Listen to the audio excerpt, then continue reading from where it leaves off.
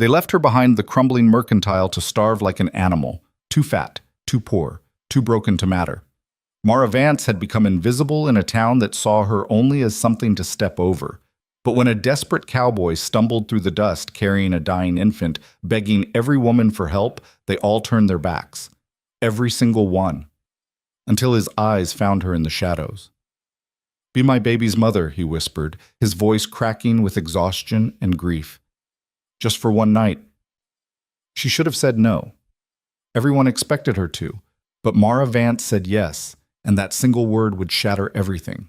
If you're watching from anywhere in the world, drop your city in the comments below. I want to see how far this story travels. Hit that like button and stay with me until the end. The town of Ashford Bend wasn't much. A scatter of weather-beaten buildings clinging to existence in the Wyoming Territory, where the wind carried more dust than hope and the sun beat down like punishment. It was the kind of place people passed through on their way to somewhere better, and those who stayed did so because they had nowhere else to go. Mara Vance had nowhere else to go. She'd been in Ashford Bend for 3 years, though most people wouldn't know it. She lived in the narrow space behind the old mercantile, a building that had partially collapsed during a storm 2 winters back and never been repaired. The back wall still stood, creating a small alcove that kept off most of the rain. It wasn't much, but it was hers. Or rather, it was where she existed. Mara was 24, though she looked older. Life had a way of aging people out here, especially women with no protection, no family, no prospects. She was large, not just heavy, but tall and broad-shouldered, with thick arms and a body that had never fit the delicate ideal women were supposed to aspire to. Her dark hair hung in tangled waves past her shoulders, rarely washed. Her dress, the only one she owned, was patched and repatched, stained with dirt and sweat, and the general grime of survival. She was invisible. Not literally, of course. People saw her. They stepped around her when she sat outside the mercantile. They pulled their children away when she walked past. They saw her the way you see a stray dog or a broken wagon wheel, something unfortunate, something to avoid, something that wasn't really your problem. Mara had learned not to expect anything different. She survived by doing the work no one else would do. She hauled trash for the saloon owner who paid her in table scraps. She scrubbed chamber pots for the boarding house, earning a few pennies and the occasional slice of stale bread. She collected kindling from the edge of town and sold it for a cent a bundle. It was barely enough to keep her alive, but alive was all she aimed for anymore. The morning everything changed started like any other. Mara woke before dawn, her body aching from sleeping on hard ground.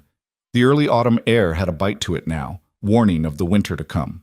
She pulled her threadbare shawl tighter around her shoulders and made her way to the town well, carrying a battered tin cup. She had to go early, before the respectable women came for their water. They didn't like sharing the well with her. The town was quiet, just beginning to stir. Smoke rose from a few chimneys. A rooster crowed somewhere in the distance. Mara filled her cup, drank deeply, then filled it again and drank more slowly, trying to quiet the constant gnawing in her belly. "You're blocking the well." Mara looked up. Mrs. Fletcher stood there, her face pinched with distaste, a proper wooden bucket in her hands. She was the banker's wife, always dressed in crisp calico with her hair neatly pinned, always carrying herself like she owned the whole town. "Sorry, ma'am." Mara stepped aside quickly, lowering her eyes. Mrs. Fletcher made a small sound of disgust and approached the well, keeping as much distance from Mara as possible. "You know you're not supposed to use this well. There's a trough for livestock over by the stables." Heat burned in Mara's chest, but she swallowed it down. "Yes, ma'am."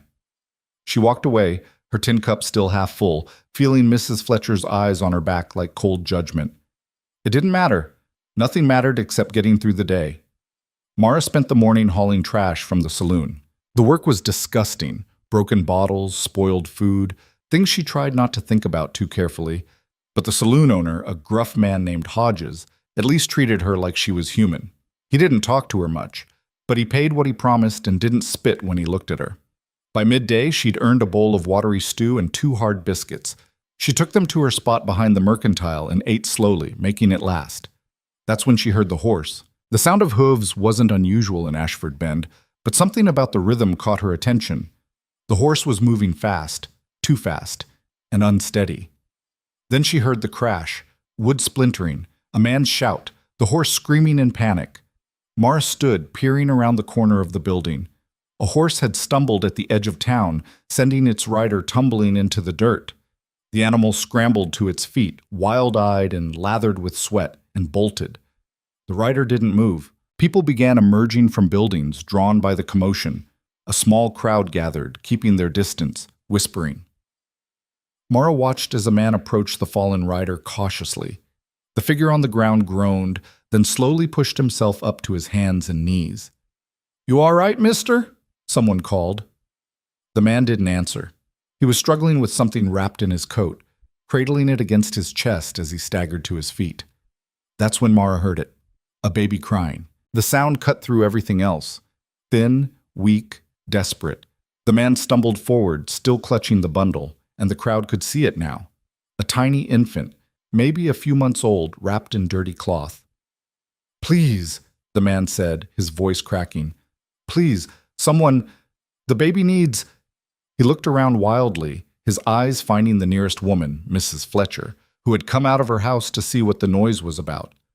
"Please," he said again, moving toward her. "Can you help? She needs—" Mrs. Fletcher stepped back, her hand going to her throat.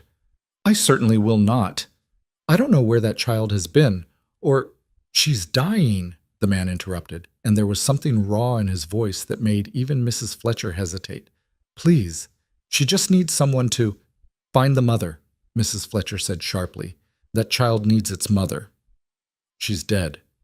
The words fell like stones. The man swayed on his feet, exhausted beyond measure. "My wife is dead. The baby she needs a woman, someone who can—" "That is not my responsibility," Mrs. Fletcher said, gathering her skirts. "I suggest you take that child to the next town. They might have a foundling home. The next town is 2 days' ride." The man's voice broke completely now. "She won't last 2 days, please. Just for tonight. Just help me keep her alive until I can—" "No." Mrs. Fletcher's voice was final. She turned and walked back into her house, closing the door firmly behind her.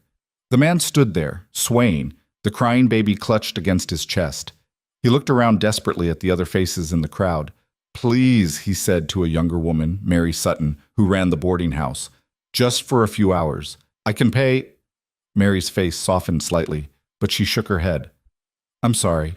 I have my own children to think about. I can't take in every stray that—" She stopped, seeming to realize how harsh that sounded.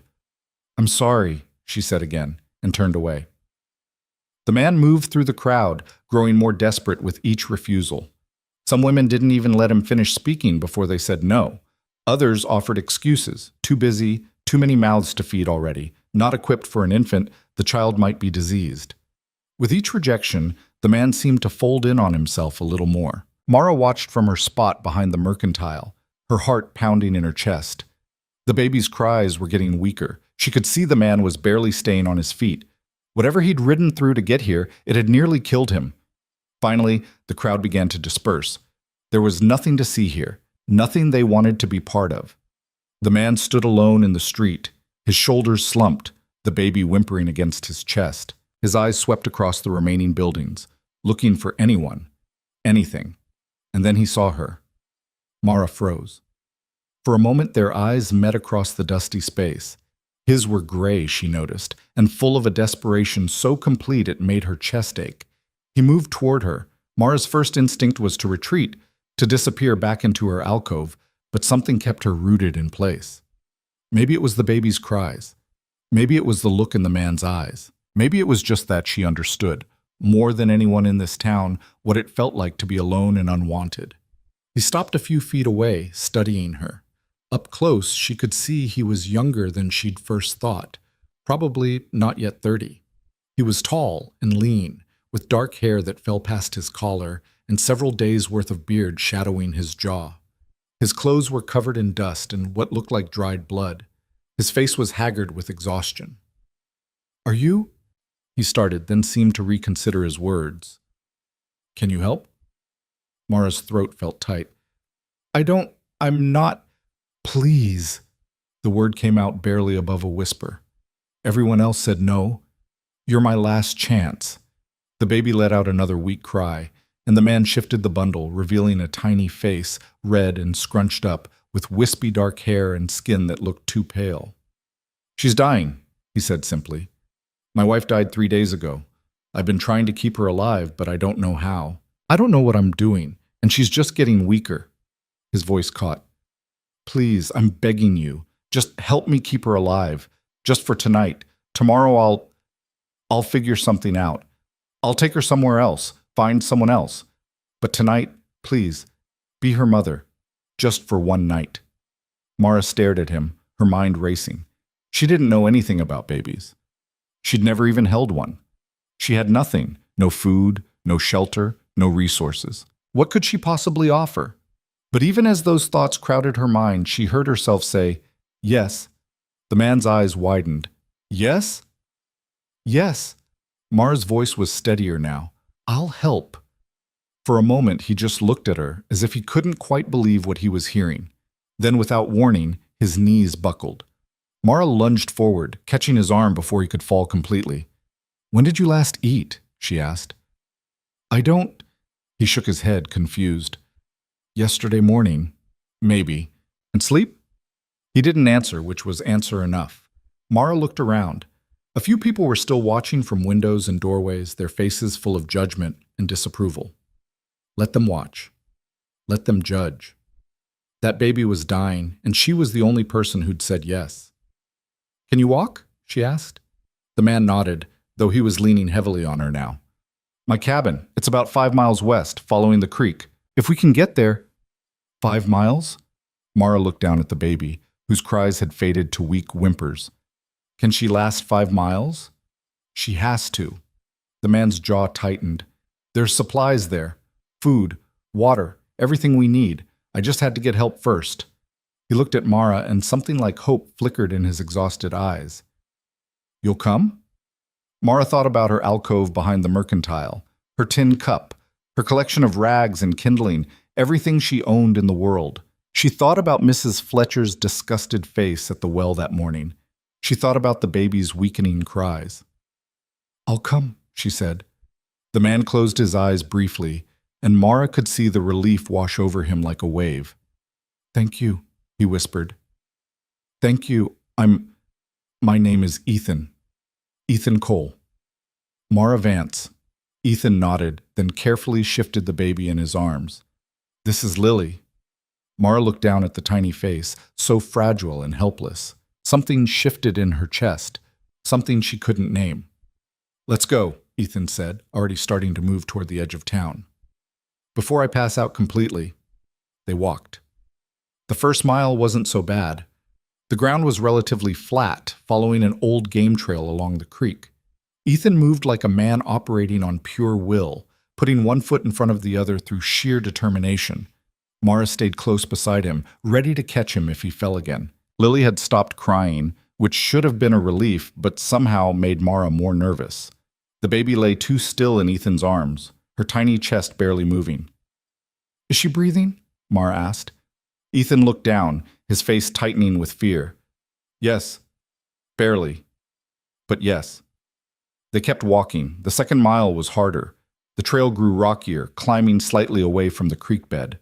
Ethan stumbled several times, and each time Mara had to steady him. She could feel him getting weaker, his weight pressing more heavily against her shoulder.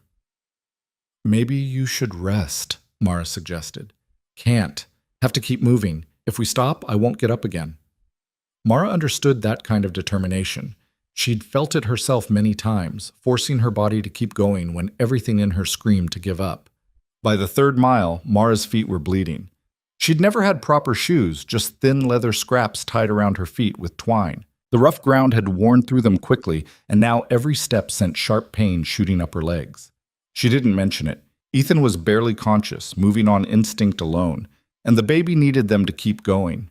The sun beat down mercilessly. Mara's throat was parched, her lips cracked and bleeding.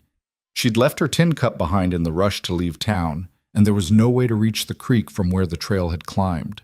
Not much farther, Ethan mumbled, though Mara suspected he might be delirious. Just past the ridge, just a little farther. The fourth mile nearly broke her. Mara's vision started to blur from exhaustion and thirst. Her feet left bloody prints on the dusty ground. Her muscles screamed with every step. She was carrying most of Ethan's weight now, her arm around his waist, practically dragging him forward. The baby hadn't made a sound in over an hour. Mara tried not to think about what that might mean. There, Ethan said suddenly, lifting his head. There. See it? Mara squinted through the late afternoon sun. Ahead, partially hidden by a stand of pine trees, she could make out the shape of a small cabin. It looked rough but solid, with a stone chimney rising from one end. Almost there, she whispered, more to herself than to Ethan. Almost there. The last quarter mile took an eternity. Ethan was dead weight against her now, his eyes closed, his breathing shallow. Mara had no idea how she was still moving, her body running on something beyond physical strength. When they finally reached the cabin door, Ethan roused himself enough to push it open. They stumbled inside together, and Ethan immediately collapsed onto the floor, still clutching the baby. Water, he gasped. There's a pump. Outside, around back. Mara found the pump and worked the handle frantically. It took several tries before water began to flow, rusty at first, then clear and cold. She cupped her hands and drank deeply, again and again, until the worst of her thirst was quenched. Then she filled a bucket and brought it inside. Ethan was sitting against the wall now, Lily cradled in his lap. In the dimness of the cabin, Mara could see just how pale the baby had become. Her tiny lips were almost blue. She needs to eat, Ethan said weakly. I've been trying to give her water, but it's not enough. She needs milk, real milk. Do you have a cow? Mara asked. Ethan shook his head. Had a goat. She died 2 days ago. Same fever that took my wife. Mara knelt beside them, looking at the tiny, still form. The baby's eyes were closed, her breathing so shallow Mara had to watch carefully to see her chest move. What do I do? Mara whispered. Ethan looked at her, and in his eyes she saw the same helplessness she felt. I don't know. I was hoping you would know. I don't know anything about babies. Neither do I, Ethan's voice cracked. But you said yes. You're the only one who said yes. Mara reached out slowly and carefully took Lily from Ethan's arms. The baby was so light, barely any weight at all. Mara held her against her chest, feeling the faint flutter of that tiny heartbeat. We need to warm her up, Mara said, surprised by the certainty in her own voice. And clean her. And try to get some water into her at least. Do you have clean cloth? Ethan nodded toward a trunk in the corner. My wife's things. While Ethan slumped against the wall, too exhausted to move, Mara got to work. She found clean cloths in the trunk, along with what looked like baby clothes. Small, carefully sewn garments that someone had made with love. She heated water over the fire Ethan had managed to start, then carefully cleaned the baby, wiping away days of grime and sweat. Lily stirred slightly at the touch of the warm cloth, a tiny sound escaping her throat. That's it, Mara whispered. That's good. Stay with us. She dressed Lily in a clean nightgown, marveling at how tiny everything was. The little arms, the little fingers, the perfect miniature features. Then she wrapped her in a soft blanket and held her close, trying to share her warmth. Ethan? She called softly. No answer. She looked over and saw he'd fallen asleep sitting up, his head tilted back against the wall, completely unconscious. Mara was alone with the dying baby. She looked around the cabin. It was small but well made, with a stone fireplace, a rough table and chairs, a bed in the corner. There were signs of a woman's touch, curtains at the window, dried herbs hanging from the rafters, a carefully swept floor. Someone had lived here. Someone had made a home here. Someone who was now dead. Mara pushed that thought away and focused on the baby. She dipped a clean cloth in cool water and carefully wet Lily's lips. The baby's mouth moved slightly, reflexively. Mara did it again, squeezing a few drops of water onto the baby's tongue. Lily swallowed. It was tiny, barely perceptible, but she swallowed. That's it, Mara whispered. That's good. She kept at it, patient and persistent, giving the baby tiny amounts of water. After several minutes, Lily's eyes fluttered open, dark eyes, unfocused but aware. Hello, Mara said softly. Hello, little one. Lily looked at her, and for just a moment Mara felt something pass between them. Recognition, maybe. Or just the simple acknowledgement that they were both here, both alive, both fighting. Then the baby's face crumpled and she began to cry. A weak, pitiful sound, but infinitely better than the terrible silence. "I know," Mara murmured, rocking her gently. "I know you're hungry. I know it hurts." She looked over at Ethan, still deeply asleep. He needed rest desperately, and she needed to figure out how to feed a starving infant with no milk. Mara's mind raced. In town, she'd seen women feed babies. Breast milk was best, but when that wasn't available, they sometimes made do with cow's milk, thinned with water and sweetened with a little sugar, or goat's milk, or in desperate cases, bread soaked in water and strained through cloth. She had no milk, but she could make do. Moving carefully so as not to disturb the baby too much, Mara explored the cabin. She found flour, a little sugar, dried apples.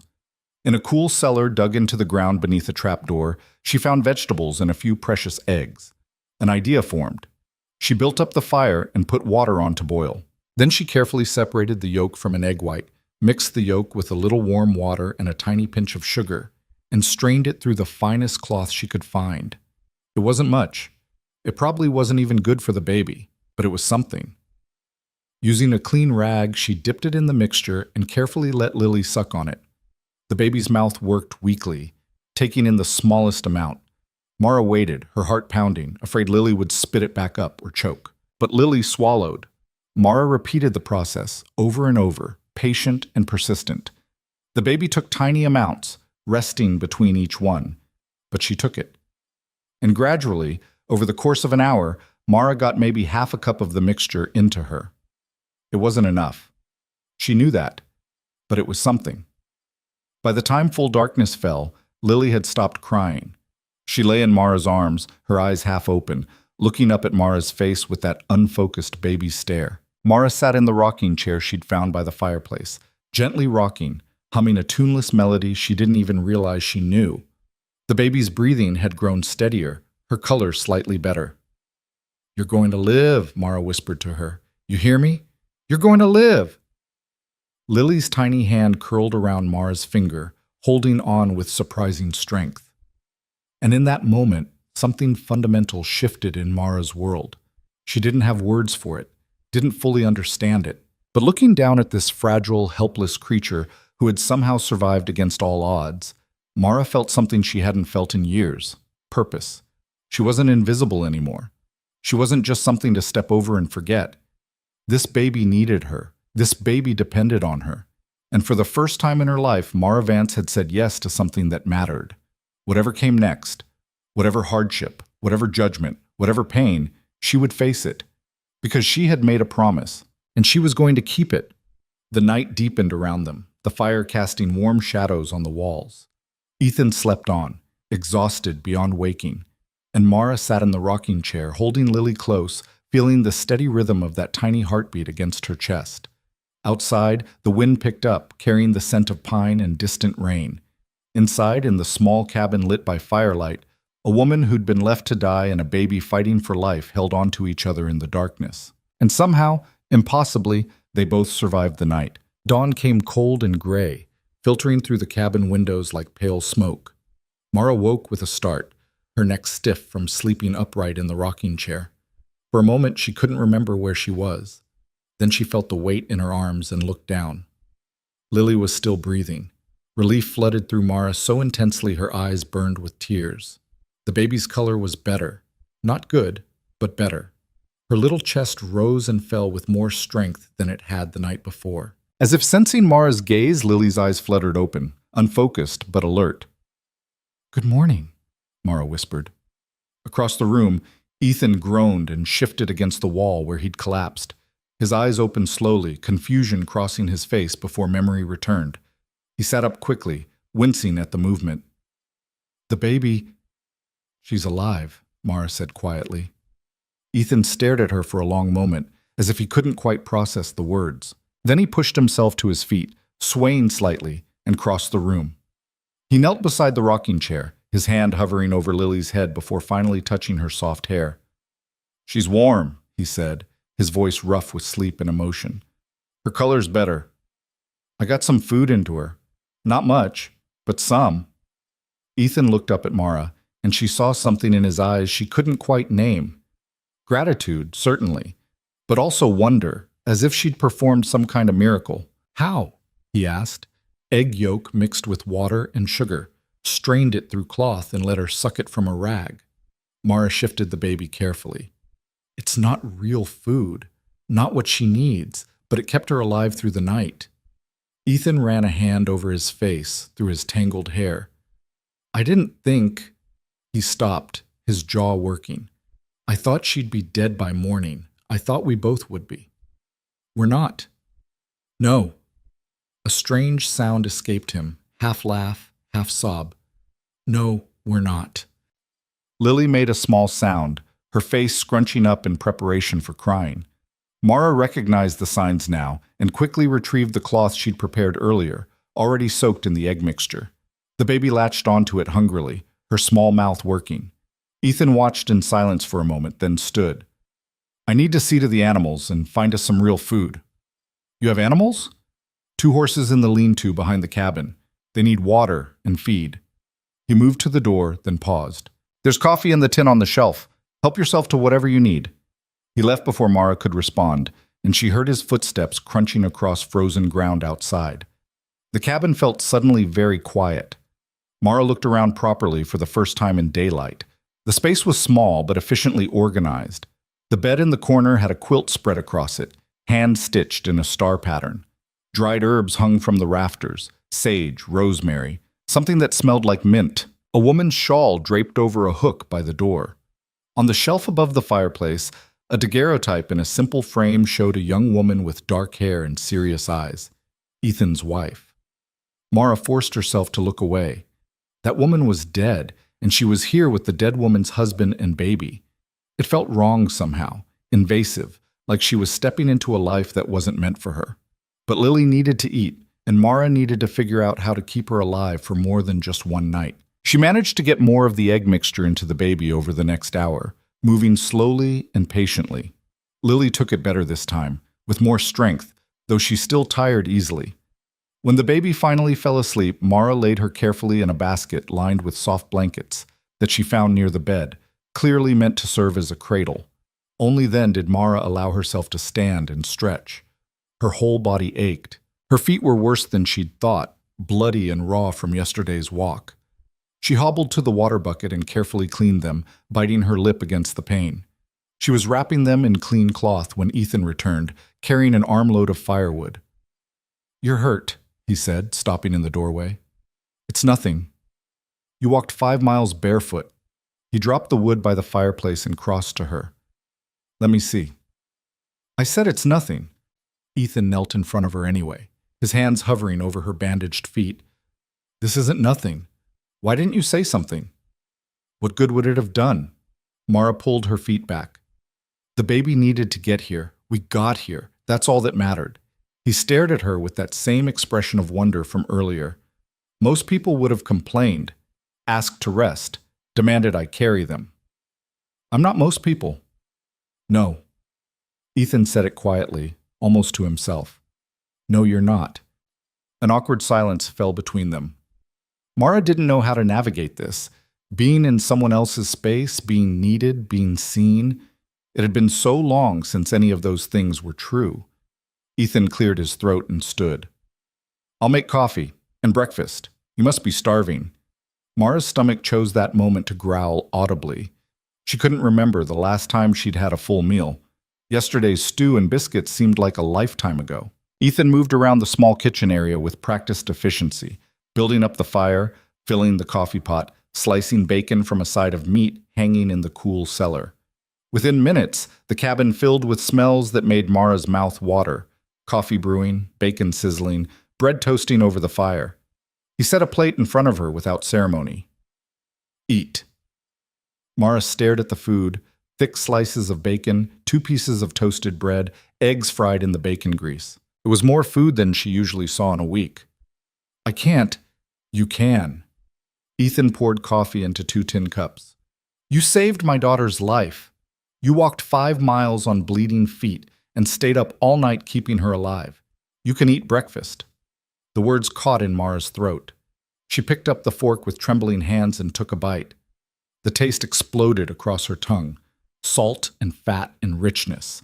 She had to force herself to eat slowly, to not shovel the food down like an animal. Ethan ate across from her, more slowly, his eyes distant. When he'd finished, he wrapped both hands around his coffee cup and stared into it like he could find answers there. My wife's name was Sarah, he said suddenly. We'd been married 3 years, met her in Denver, brought her out here to Homestead. He paused. She wasn't suited for it, too delicate, but she tried. She tried so hard. Mara didn't know what to say, so she said nothing. The fever came on fast. One day she was fine, nursing the baby, talking about planting a garden in the spring. 2 days later, she was burning up, barely conscious. By the 3rd day, his voice broke. I buried her under the pine tree behind the cabin, alone, because I couldn't leave the baby long enough to ride for help. I'm sorry, Mara said quietly. Ethan looked up at her, his gray eyes red-rimmed. The goat died the next day. Same fever. And then Lily started getting weak, wouldn't eat, kept crying. I didn't know what to do. I knew she needed a woman, someone who understood babies, so I rode for town, even though I knew... He stopped, his jaw tightening. Even though I knew what kind of reception I'd get. Why did you know that? Because Sarah told me. She went to town once, tried to make friends with the other women. They treated her like she was contaminated, too poor, too isolated, married to the wrong kind of man. He laughed bitterly. I'm not respectable enough for Ashford Bend. I don't go to church. I don't participate in town affairs. I just want to be left alone to work my land. Mara understood that desire more than he knew. When everyone said no yesterday, Ethan continued, I wasn't surprised. Disappointed, but not surprised. And then I saw you. He looked at her directly now. Standing there behind that building, looking like you were trying to disappear. And I thought, she knows what it's like. She knows what it's like to be invisible. The words hit Mara like a physical blow. She had to look away, her throat tight. I'm sorry, Ethan said quickly. I didn't mean... You meant exactly that. Mara's voice was steady despite the emotion churning in her chest. And you're right. I do know. They sat in silence for a moment, the only sound the crackling of the fire and Lily's soft breathing from her basket. I can stay for a few days, Mara said finally, until the baby's stronger. Until you can figure out something more permanent. Ethan's hands tightened on his coffee cup. A few days might not be enough. For what? To find someone else. Someone qualified. He set the cup down heavily. What am I supposed to do, Mara? I can't care for an infant alone. I have land to work, animals to tend. Winter's coming. I can't keep her alive by myself. So what are you saying? I don't know. Ethan pushed back from the table and began pacing. I don't know what I'm saying.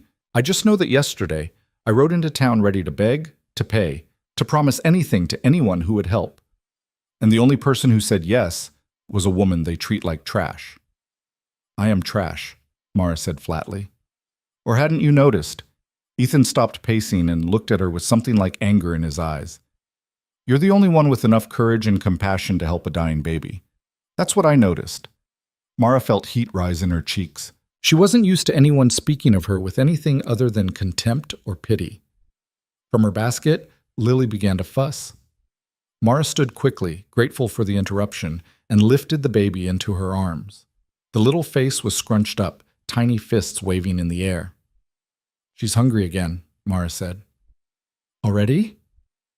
Babies eat constantly, or they're supposed to. Mara prepared another cloth with the egg mixture, but her movements were uncertain. This isn't going to be enough for long. She needs real milk. The nearest farm with a milk cow is the Henderson place, 8 miles south. Ethan rubbed his face.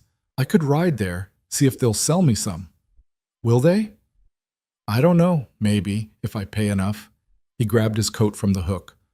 I'll go now. Be back before dark. Wait. Mara shifted the baby in her arms. What if something happens? What if she gets worse? Ethan's face went pale at the thought, but he shook his head. She won't. You won't let her. He said it with such certainty that Mara almost believed him. I'll be as quick as I can. He left before she could argue further.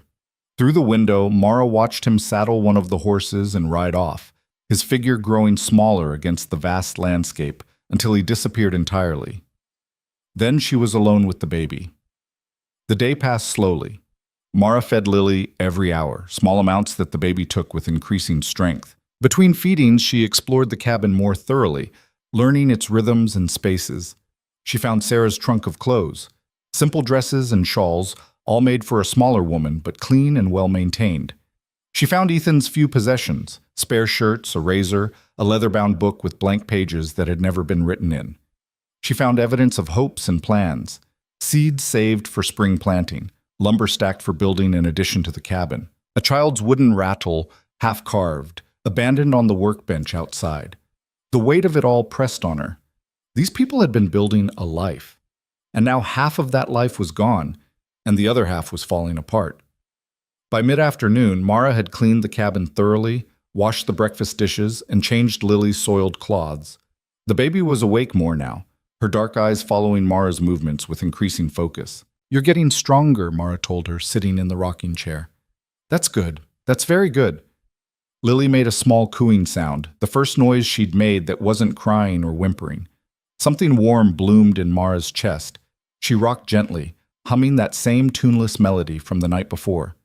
The baby's eyes grew heavy, then closed. But even in sleep, Lily's hand remained curled around Mara's finger. The sun was setting when Ethan returned. Mara heard the horse first, then his boots on the porch. He came through the door carrying a covered pail and a burlap sack. "Milk," he said, lifting the pail. "Fresh this morning. Henderson charged me triple what it's worth, but he sold it." "That's wonderful." "And this?" He set the sack on the table. "Mrs. Henderson sent it. Baby clothes and blankets. Said she had extras." Mara opened the sack carefully. Inside were tiny gowns and soft blankets, clearly well made and gently used. At the bottom, she found a glass bottle with a rubber nipple. "She said to boil everything first," Ethan continued. "The milk, the bottle, everything, to keep the baby from getting sick." Mara nodded, already moving toward the fire. Within minutes, she had water boiling and was carefully preparing the milk. Ethan watched her work, his expression unreadable. When the milk was ready and cooled to the right temperature, Mara settled into the rocking chair with Lily and offered her the bottle. The baby's mouth found the nipple immediately, and she began to suck. "Look at that," Ethan said softly. "She knows what to do." They watched in silence as Lily drank, her small throat working steadily. When she'd finished half the bottle, she pulled away, milk dribbling from the corner of her mouth. Mara wiped it gently and lifted the baby to her shoulder, patting her back the way she'd seen women do in town. Lily let out a small burp, and Ethan laughed. A real laugh, the first Mara had heard from him. "She's going to be fine," he said. "She's really going to be fine."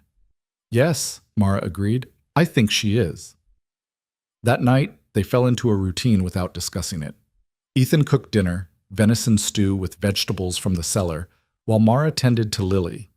They ate together at the small table, the conversation sparse but comfortable. Afterward, Ethan went outside to check on the horses while Mara cleaned up. When Lily woke crying in the middle of the night, Mara was the one who rose to feed her. She did it quietly, not wanting to wake Ethan, who'd given her the bed and taken the floor by the fireplace. But she heard him stirring anyway, checking without words to make sure everything was all right. The next day followed the same pattern, and the day after that. Ethan worked outside, chopping wood, mending fences, preparing the homestead for winter. Mara stayed inside with Lily, feeding her, changing her, watching her grow stronger with each passing hour. On the third day, Ethan came in for lunch to find Mara sitting by the window, Lily propped on her lap, both of them watching the clouds move across the sky. "She smiled at me this morning," Mara said without looking up. A real smile, not just gas. Ethan crossed to look over her shoulder. As if on cue, Lily's face lit up, her whole expression brightening. "There it is," Mara whispered. "See?" "I see." Ethan's voice was thick. Sarah would have loved to see that. The mention of his wife hung in the air between them. Mara felt suddenly uncomfortable, aware that she was sitting in Sarah's chair, wearing one of Sarah's dresses that Ethan had quietly suggested she use since her own was falling apart, caring for Sarah's baby. "I should go soon," she said abruptly. "Back to town. You don't need me anymore. Lily's healthy. You have milk. You know what to do now." Ethan was quiet for a long moment. "Do you want to go?" The question caught Mara off guard. Did she want to go? Back to her alcove behind the mercantile, to scrubbing chamber pots and hauling trash, to being invisible and unwanted. What I want doesn't matter, she said. Why not? Because I'm... She stopped, not sure how to finish that sentence. Because I'm nobody.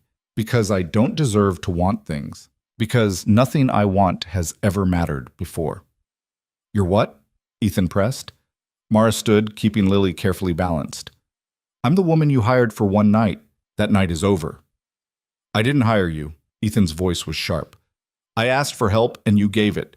There was no transaction, no payment. Then what was it? I don't know. Ethan ran both hands through his hair in frustration. I don't know what it was. All I know is that my daughter is alive because of you. She's thriving because of you, and the thought of you leaving. He stopped abruptly. What? Mara demanded. The thought of me leaving what? Terrifies me. The words fell between them like stones into still water. Lily chose that moment to start fussing, and Mara used it as an excuse to turn away. She prepared a bottle with shaking hands, aware of Ethan's eyes on her back. I can't do this alone, he said quietly. I know that now. Before, I thought maybe I could figure it out, hire someone from town to come out once a week, something, but it's not enough. Lily needs more than that. She needs... He paused. She needs a mother. She had a mother. Her mother died. I know that. Ethan's voice was strained. Better than anyone, I know that. But Sarah's gone and Lily's still here and she needs someone. She's chosen someone. She's a baby. She doesn't choose. Doesn't she? Ethan moved closer. Watch her when you hold her. Watch how she settles. Watch how she looks at you. That's not random. That's recognition. That's trust. Mara fed the baby in silence, her mind churning. Everything Ethan was saying was dangerous. It was offering her something she'd learned long ago not to want. A place, a purpose, a reason to exist beyond simple survival. What exactly are you proposing? She asked finally. Ethan took a deep breath. Stay. Not for one night, not for a week. Just stay. Help me raise her. I can't pay you much, but you'd have food, shelter, safety. You'd be part of... He gestured vaguely around the cabin. This, whatever this is your home, your life, your family. This is a dying homestead with a man who has no idea what he's doing and a baby who needs more than he can give. Ethan's voice was raw now. I'm not offering you charity, Mara. I'm asking for help, real help, permanent help. Mara looked down at Lily, who had finished her bottle and was staring up at Mara with those dark, serious eyes. Such a tiny thing, such a fragile, impossible thing that had somehow survived. They won't accept it, Mara said. The people in town, when they find out you've got me living here, they'll have things to say. Ugly things. Let them say them. They'll call me your whore. They'll call Lily illegitimate. They already think the worst of both of us, Ethan interrupted. Their opinions can't get much lower, and I don't care what they think. I care about keeping my daughter alive. Mara stood and carried Lily to the window, looking out at the vast landscape beyond. The sky was enormous here, bigger than it ever seemed in town. The land stretched endlessly in all directions, wild and harsh and beautiful. If I stay, she said slowly, it has to be clear. I'm here for the baby, not for you, not for anything else, just to help raise her. That's all I'm asking. I'll need my own space, my own room. I'll partition off a corner of the cabin, build a proper wall when spring comes. And if you change your mind, if you decide this isn't working, you have to tell me. Give me time to make other arrangements. I won't change my mind. Mara turned to face him. You can't know that. Yes, I can. Ethan held her gaze steadily. Because I've seen what you're capable of. I've seen you walk 5 miles barefoot without complaint. I've seen you stay up all night with a dying baby. I've seen you figure out how to feed her with nothing but eggs and determination. You're the strongest person I've ever met, and I'd be a fool to let you walk away. No one had ever called Mara strong before. The word settled over her like an unfamiliar garment, strange and uncomfortable but not entirely unwelcome. 1 month, she said finally. Let's try it for 1 month. If it's working, we'll discuss extending it. If it's not, I leave with no hard feelings. Ethan nodded slowly. 1 month. They stood there in the fading afternoon light, an agreement hanging between them that neither fully understood. It wasn't employment exactly. It wasn't family. It wasn't even quite friendship yet. But it was something. A beginning, perhaps. A chance. Lily made a soft sound and both adults looked down at her. The baby's eyes were drooping, her small body relaxing into sleep in Mara's arms. She looked peaceful, content, alive. "I'll start dinner," Ethan said, breaking the silence. "I'll put her down." They moved around each other in the small space, careful and tentative, like two wild animals learning to share territory. Outside, the wind picked up, carrying the scent of coming snow. Winter was coming. The hard months were ahead. But inside the cabin, the fire burned warm, and the baby slept peacefully, and two damaged people tried to build something out of the wreckage of their lives. It wasn't much, but it was more than either of them had hoped for.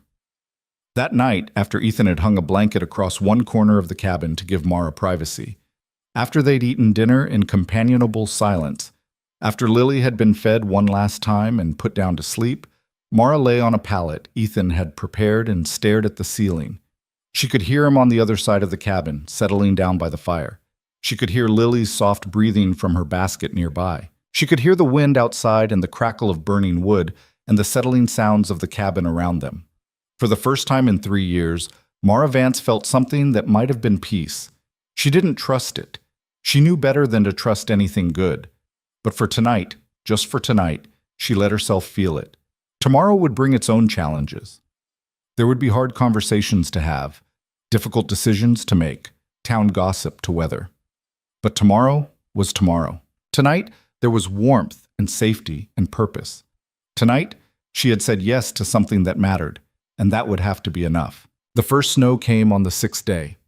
Mara woke to an unusual silence, that peculiar quiet that only snow can bring. She rose from her pallet and moved to the window, careful not to wake Lily, who slept peacefully in her basket. The world outside had transformed overnight. White covered everything, the ground, the trees, the roof of the lean-to where the horses stood. It was beautiful in a way that made Mara's chest ache. She'd seen snow before, of course, but always from her alcove behind the Mercantile, shivering and hungry, knowing it meant harder days ahead. This was different. Inside the cabin, the fire still glowed warm. There was food in the cellar, Lily was healthy and growing stronger each day, and Mara had a place. It came early this year. She turned to find Ethan standing near the fireplace, already dressed, his hair damp as if he'd already been outside. "How much?" she asked. 4 inches, maybe 5. It'll melt off by afternoon." He moved to the stove and began preparing coffee. "But it's a warning. The real snow's not far behind." Mara understood what he wasn't saying. Winter in the Wyoming Territory was brutal. They needed to be ready. Over breakfast, cornmeal mush sweetened with a little molasses, they discussed what needed to be done. More firewood cut and stacked, the last of the vegetables harvested from the small garden plot. The cabin checked for gaps that would let in the cold. Ethan had most of it under control, but there were things he'd let slide in the chaos of Sarah's death and Lily's illness. "I need to ride to town," he said, scraping the last of his mush from the bowl.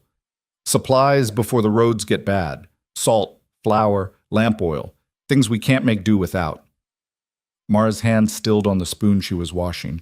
"Will you—" She stopped, unsure how to phrase the question. "Will I mention you're here?" Ethan finished.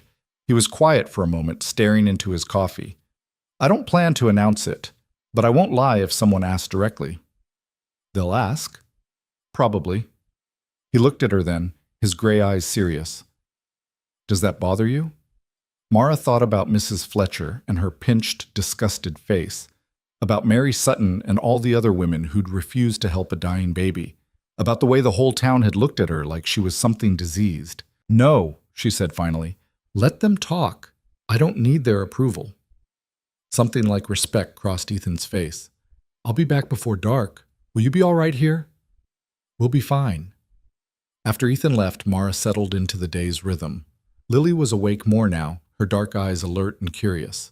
Mara fed her, changed her, then laid her on a blanket near the fire where she could watch the play of light and shadow on the ceiling. The baby kicked her legs and waved her arms, making small cooing sounds that filled the cabin with an almost unbearable sweetness. Mara worked while Lily played. She baked bread, the smell filling the cabin with warmth. She mended one of Ethan's shirts that had torn at the shoulder. She scrubbed the floor, swept the hearth, organized the shelves. It was work she'd done 1,000 times for other people, thankless and invisible. But here, in this space, it felt different. It felt like she was building something instead of just surviving. Midday brought a visitor. Mara heard the horse before she saw it. Hoofbeats in snow, then silence. She moved to the window, Lily in her arms, and watched a woman dismount near the cabin. She was younger than Mara, perhaps 20, with blonde hair pinned neatly beneath a bonnet and a burgundy cloak that spoke of money and status. The knock came sharp and insistent. Mara's first instinct was to hide, to pretend no one was home. But Lily chose that moment to let out a loud, happy squeal, and the pretense became impossible. She opened the door. The woman's eyes widened, traveling from Mara's face down to the baby in her arms and back up again. "Oh," she said, "I was looking for Ethan Cole. He's not here." "I can see that." The woman's voice carried a strange mix of curiosity and something harder to name. "I'm Rebecca Henderson. My parents sold him milk last week." "I remember." Mara shifted Lily to her other hip. "Thank you for the clothes you sent. And the bottle." Rebecca's eyes sharpened. "That was you? I thought—" She stopped, seeming to reconsider her words. "May I come in? It's quite cold." Mara hesitated, then stepped aside. Rebecca entered, her gaze sweeping the cabin with undisguised interest. She took in the cleaned floor, the bread cooling on the table, the mended shirt hanging over a chair. Her expression shifted, becoming something Mara couldn't quite read. "You're the woman from town," Rebecca said. It wasn't a question. "Yes." "The one who lived behind the mercantile." Mara felt heat rise in her face but kept her voice steady. "Yes." Rebecca turned to face her fully now. "Everyone's talking about it. How Ethan Cole rode into town begging for help with his dying baby, and how every decent woman refused him, and how he finally convinced the—" She stopped, color rising in her own cheeks. "How he found you." "Is that what they're saying? That he convinced me?" Mara's voice was sharp. "He asked. I said yes. No convincing necessary." "I didn't mean—" Rebecca took a breath, starting over. "I came because my mother wanted to know if the baby was still alive. She's been worried. As you can see, she's thriving." Rebecca looked at Lily, really looked at her, and something softened in her face. "She's beautiful." "How old?" 4 months, I think, maybe 5. "You think?" "I'm not her mother." The words came out harder than Mara intended. "I'm just helping care for her." Rebecca's eyebrows rose slightly. "That's not what people are saying." "What are people saying?" "That Ethan Cole is taken up with the town whore less than a month after his wife died. That the baby isn't even his. That you're living here in sin while his wife is barely cold in the ground."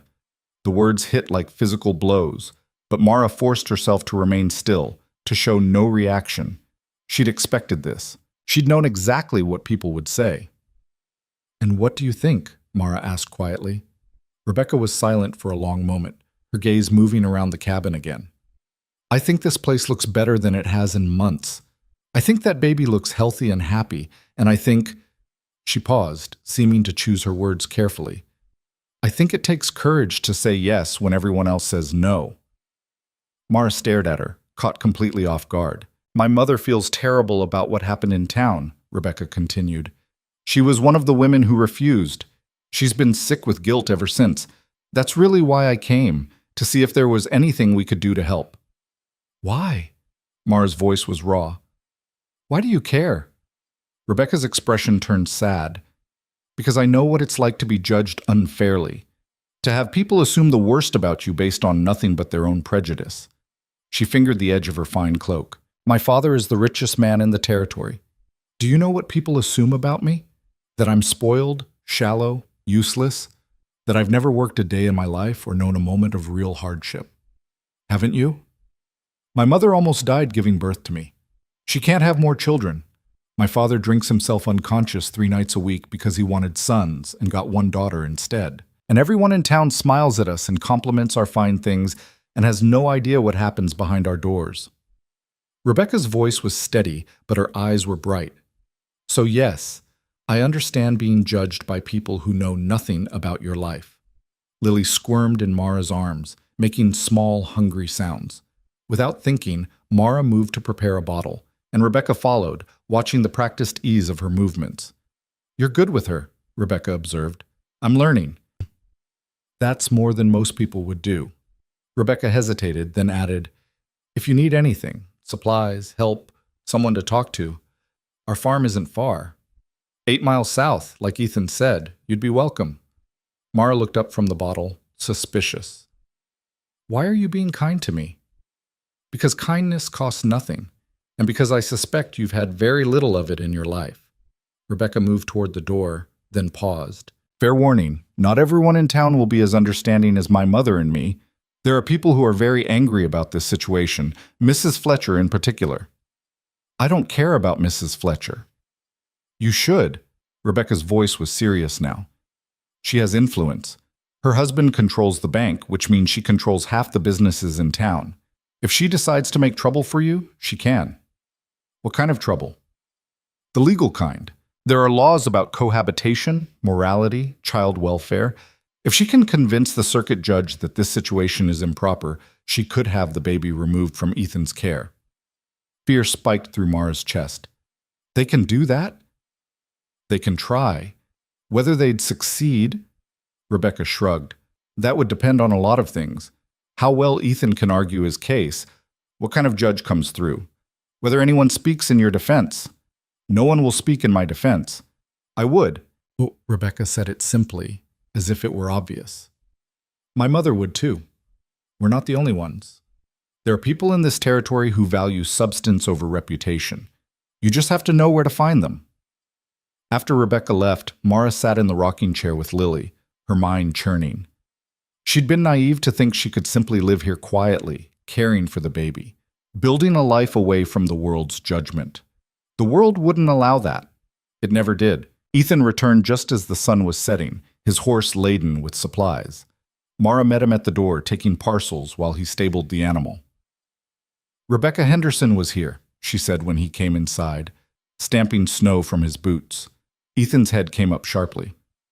What did she want? To see if Lily was alive and to warn us. Mara set down the parcels and faced him. People are talking, Ethan. They're saying ugly things. And according to Rebecca, Mrs. Fletcher is angry enough to cause real trouble. What kind of trouble? The kind where they try to take Lily away. Ethan's face went pale, then hard. On what grounds? Improper living situation. Moral corruption. Does it matter? They'll find grounds if they want to. He was quiet for a long moment, his jaw working. Then he moved to the fireplace and braced his hands against the mantel, staring into the flames. When I was in town today, he said slowly, Hodges at the saloon pulled me aside, told me people were talking, told me I needed to be careful, that certain folks were looking for any excuse to cause problems. He turned to look at Mara. I told him to go to hell, that what happens in my home is my business. That won't be enough. I know. Ethan's voice was rough. But what else can I do? Send you away? Let Lily die because I'm worried about what the town thinks? Maybe there's another option. What option? Mara took a deep breath, barely believing what she was about to suggest. Make it legal. Make it respectable. Ethan stared at her. You mean marriage? The word felt strange in her mouth. If we were married, they couldn't say anything. Lily would have a mother legally. You'd have help that no one could question. And I'd have... She stopped, not sure how to finish. Protection, Ethan said quietly. You'd have protection. Yes. He moved toward her slowly, his expression unreadable. Mara, I can't ask you to do that. It wouldn't be fair. You're not asking. I'm offering. Why? Because... Mara looked down at Lily, sleeping peacefully in her basket. Because she needs me. Because I won't let them take her away over some small-minded gossip. Because this is the first place I felt like I matter in 3 years, and I'm not ready to give that up. That's not enough reason to marry someone. Isn't it? Mara challenged. People marry for land, for money, for convenience. Why not for this? Why not for a child who needs protecting and two people who need each other, even if it's not in the way marriages usually work? Ethan ran a hand through his hair, clearly struggling. It wouldn't be a real marriage. You understand that? I can't. I know. Mara felt her face heat, but forced herself to continue. I'm not asking for that. I'm asking for a legal arrangement that gives us both something we need. You get help raising Lily, I get safety and a home. She gets a mother who won't be taken away. And when people ask why we married so quickly after Sarah died, tell them the truth, that your baby needed a mother and I was willing, that it's a practical arrangement, nothing more. Let them think what they want. At least they can't legally object. Ethan was quiet for so long that Mara thought he would refuse. Then he crossed to the window and stared out at the darkening landscape. There's a minister in Red Creek, he said finally. About 20 miles north. He'd marry us, no questions asked if I paid him enough. Then let's go. Just like that? Just like that. Mara's voice was firm despite the fear churning in her stomach. Before I lose my nerve, before you change your mind, before Mrs. Fletcher can do anything to stop us. Ethan turned to face her, and in his eyes she saw the same desperation she'd seen that first day in town. You're sure? Once we do this, there's no going back. People will always see you as my wife, even if we... He stopped, struggling for words. Even if circumstances change later. Circumstances won't change. I'll still be the woman no one wanted. You'll still be the man trying to raise a daughter alone. This... She gestured around the cabin. This is the best either of us is going to get. We might as well make it legal. It wasn't romantic. It wasn't even particularly kind. But it was honest, and somehow that felt more important than pretty words or false promises. All right, Ethan said. We'll go tomorrow, if the weather holds. The weather did hold. The next morning dawned clear and cold. The snow from 2 days before mostly melted. They prepared carefully. Ethan saddled both horses. Mara bundled Lily in every warm thing she could find. They left before sunrise, wanting to make the trip there and back in a single day. The ride to Red Creek was long and difficult. Mara hadn't been on a horse in years, and her body protested every mile. But she held Lily carefully, keeping her warm, and refused to complain. Ethan rode beside her, silent and tense, lost in his own thoughts. Red Creek was smaller than Ashford Bend, just a handful of buildings clustered around a crossroads. The minister lived in a small house behind a church that looked like it might blow over in a strong wind. Reverend Thomas was a thin man with kind eyes and clothes that had been patched more times than Mara's own. He listened to Ethan's request without judgment, his gaze moving between them with what looked like understanding. It's $20, he said, for the ceremony and the certificate. Ethan counted out the money without hesitation. Do you have witnesses? The Reverend asked. No. My wife can stand for you, and my son. He called into the back room, and a woman emerged, gray-haired and gentle-faced, followed by a boy of perhaps 12. They stood in the small parlor, Mara holding Lily, Ethan beside her. The Reverend opened his worn Bible and began to read. The words washed over Mara like water, promises and vows, commitment and faith. She barely heard them. Her whole attention was focused on keeping Lily quiet and staying upright despite the exhaustion threatening to pull her down. Do you, Ethan Cole, take this woman to be your lawfully wedded wife?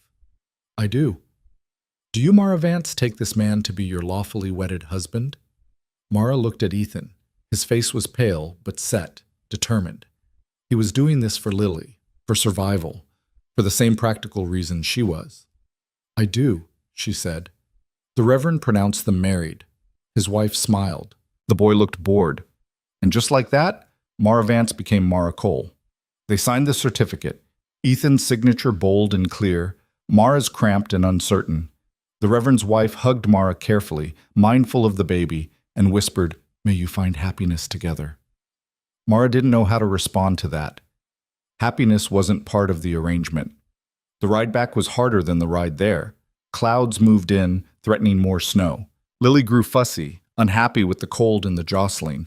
Mara's whole body ached, and she could see Ethan was struggling too, the weight of what they'd done settling over him like a physical thing.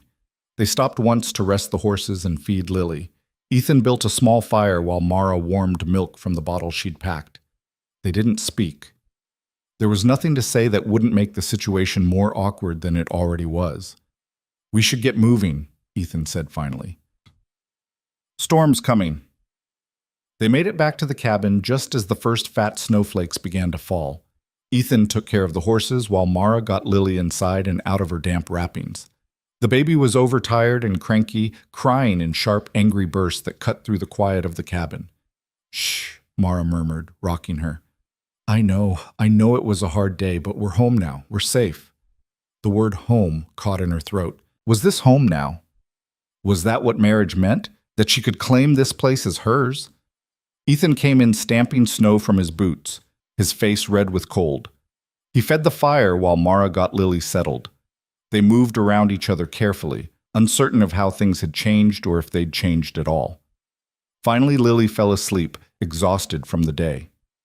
Mara laid her in the basket and straightened slowly, every muscle protesting. "You should eat something," Ethan said. "I'll make soup. I can do it. You've been holding a baby on horseback for 8 hours. Sit down." Mara sat, too tired to argue. She watched Ethan move around the kitchen, competent and quiet. He ladled soup into bowls and set one in front of her along with thick slices of bread. They ate in silence. Afterward, Ethan cleared his throat. "I'll sleep outside tonight, in the lean-to with the horses. Give you privacy. It's snowing. I've slept in worse." "Ethan," Mara waited until he looked at her. "We're married now. People will they'll think. No one's here to see where I sleep." "I know, but you don't have to leave your own home because of me. The partition you built is fine. We can manage." He looked like he wanted to argue, but exhaustion won out. "All right, but if you're uncomfortable, I'll tell you." They prepared for bed in careful silence, each acutely aware of the other's presence. Mara changed behind the partition into one of Sarah's nightgowns, the thought of which made her stomach twist uncomfortably. Ethan banked the fire and laid out his bedroll. Mara lay on her pallet in the partitioned corner, staring at the ceiling. On the other side of the thin fabric wall, she could hear Ethan settling down. She could hear Lily's soft breathing from the basket. She was married. The thought was so absurd she almost laughed. Mara Cole now, who'd been left to starve behind a mercantile, who'd been invisible and unwanted for 3 years, was someone's wife. "Mara?" Ethan's voice came quiet through the partition. "Yes?" "Thank you for doing this. I know it's not what you—" He stopped. "Thank you." "You're welcome." Silence fell again, broken only by the wind outside and the crackle of dying embers in the fireplace. Mara closed her eyes and tried not to think about what they'd done or what it meant or what would happen when they returned to Ashford Bend and people learned the truth. Tomorrow would bring its own troubles. Tonight, she was warm and fed and safe. Tonight, she was someone's wife and someone's mother, even if only on paper. And somehow, impossibly, that was enough. They had 3 weeks of peace before the storm broke. 3 weeks of falling into a rhythm that felt almost normal. Ethan worked the land, preparing for winter's full arrival. Mara cared for Lily, who grew stronger and more alert with each passing day. They spoke little, but the silence between them was comfortable now, familiar. At night, they ate dinner together, cleaned up together, then retreated to their separate spaces with quiet goodnights that held more warmth than either would admit. Mara had almost let herself believe it might continue this way. Then one afternoon in late November, Rebecca Henderson arrived unannounced, her horse lathered with sweat despite the cold, her face tight with urgency. "They're coming," she said before Mara could even greet her properly. "Mrs. Fletcher and the circuit judge. They'll be here within the hour." Mara felt the blood drain from her face. "What?" Mrs. Fletcher petitioned the judge the moment he arrived in Ashford Bend, claimed there was a situation requiring immediate attention, a child living in moral corruption, she called it. The judge agreed to ride out here today. Rebecca dismounted quickly, tying her horse. "Where's Ethan?" "Checking the fence line on the North Ridge." "Can you get him back here?" Mara shook her head. "Not in an hour. It's a 2-hour ride at least." "Then you'll have to face them yourself." Rebecca gripped Mara's arm. "Listen to me. Don't let them inside unless they have proper legal authority. Don't admit to anything. And for heaven's sake, don't lose your temper, no matter what Mrs. Fletcher says." I don't understand. We're married now. They can question the legitimacy of the marriage. They can question your fitness as a mother. They can do a lot of things if the judge is sympathetic to their concerns. Rebecca's voice was urgent. Do you have the marriage certificate? Inside, in the trunk. Get it. Keep it where you can reach it quickly. Mara's hands were shaking as she retrieved the certificate from where Ethan had stored it carefully between the pages of his blank journal. The paper felt impossibly thin, too fragile to hold any real power. Lily began to cry, sensing the tension in the air. Mara lifted her from the basket, holding her close, trying to calm her own racing heart. The baby couldn't see her fear. The baby needed her to be strong. They came exactly when Rebecca predicted, a small procession of horses appearing through the trees. Mrs. Fletcher rode at the front, her back rigid with righteous purpose. Beside her was a man Mara assumed was the judge, older, with steel-gray hair and a face carved from granite.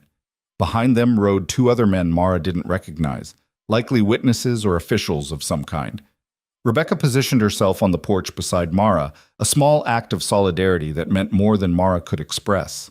"Mrs. Fletcher," Rebecca said as the group approached, "what brings you all the way out here?" Mrs. Fletcher's eyes narrowed when she saw Rebecca, clearly displeased by her presence. "Official business. It doesn't concern you. Anything concerning my friends concerns me." "Your friends?" Mrs. Fletcher's voice dripped with disdain. She turned to the judge. "You see, this is exactly the kind of corruption I was telling you about. Young women of good families being influenced by—" "That's enough, Mrs. Fletcher." The judge's voice was dry and authoritative.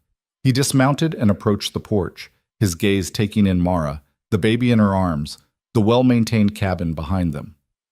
"I'm Judge Samuel Morrison. I understand there's been concern raised about the welfare of a child on this property." "There's no concern necessary," Mara said, proud that her voice came out steady. "As you can see, the child is healthy and well cared for." "That remains to be determined." Mrs. Fletcher dismounted as well, her skirts swishing. "Judge Morrison, this is the woman I told you about. Mara Vance, the vagrant from town. She's been living here with Ethan Cole in open sin, barely a month after his wife died, corrupting that innocent baby with her presence." "Actually," Mara said clearly, "it's Mara Cole. I married Ethan 3 weeks ago." The silence that followed was profound. Mrs. Fletcher's face went white, then red. "You what?" "We were married by Reverend Thomas in Red Creek, legal and binding." Mara shifted Lily to one arm and held up the certificate with the other. "If you'd like to examine the documentation, you're welcome to." Judge Morrison took the certificate and studied it carefully. His expression gave nothing away. Finally, he looked up, his gaze sharp. "Where's your husband, Mrs. Cole?" The title felt strange on her tongue, but Mara held the judge's gaze. "Working his land. He'll return before dark." "Convenient that he's not here to answer questions," Mrs. Fletcher snapped. "He's not here because he had no reason to expect an inquisition on his own property," Rebecca interjected. "This is harassment, Mrs. Fletcher, and you know it." "This is concern for a child's welfare." Mrs. Fletcher turned back to the judge. "Your Honor, surely you can see what this is, a hasty marriage to avoid legal consequences. A woman of no reputation or character being given custody of a motherless infant. It's inappropriate at best, dangerous at worst." "What's dangerous?" Mara said, her voice hardening, "is leaving a baby to die because you're too concerned with propriety to lift a finger to help her." Mrs. Fletcher gasped. "How dare you? How dare I what? Tell the truth?" Mara took a step forward, Lily clutched protectively against her chest. "You were there that day. You saw Ethan begging for help with a dying infant, and you said no. You all said no. Every single woman in that town turned your back on a baby who needed you." "We had our own families to consider," Mrs. Fletcher said stiffly. "You had your own comfort to consider, your own reputation." Mara's voice shook now, but not with fear, with fury. "I was the only person who said yes, the only one willing to try. And now you have the audacity to come here and question whether I'm fit to care for her?" "You lived in the dirt behind a building," Mrs. Fletcher shot back. "You had no home, no prospects, no moral foundation whatsoever. What makes you think those qualities suddenly changed just because a desperate man was fool enough to marry you?" Judge Morrison held up his hand. "That's enough from both of you." He looked at Mara directly. Mrs. Cole, I'd like to examine the child, with your permission. It wasn't really a request. Mara knew that, but she appreciated that he'd phrased it as one. She nodded and carefully passed Lily to the judge. Morrison held the baby with surprising gentleness, his experienced eyes checking her over. Lily stared up at him with wide, curious eyes, then reached up and grabbed his nose. Despite the tension, a smile tugged at the corner of the judge's mouth. She seems healthy, he said, passing Lily back to Mara. Well fed, clean, alert. How old? 5 months, Mara said. And she's been in your care how long? Nearly a month. During which time she's thrived, Rebecca added. My mother and I have visited several times. The transformation in this child has been remarkable. She was nearly dead when Mara took her in. Morrison nodded slowly, then turned to survey the cabin. May I see inside? Mara hesitated, remembering Rebecca's warning, but she had nothing to hide. Of course. But... The cabin was neat and orderly, bread rising on the table, laundry folded in a basket, Lily's clothes and blankets clean and organized. The judge took it all in with the same careful attention he'd given everything else. You keep a good home, Mrs. Cole, he said finally. She's living in another woman's home, Mrs. Fletcher said from the doorway. Playing house with another woman's things, another woman's child. Enough! Morrison's voice cracked like a whip.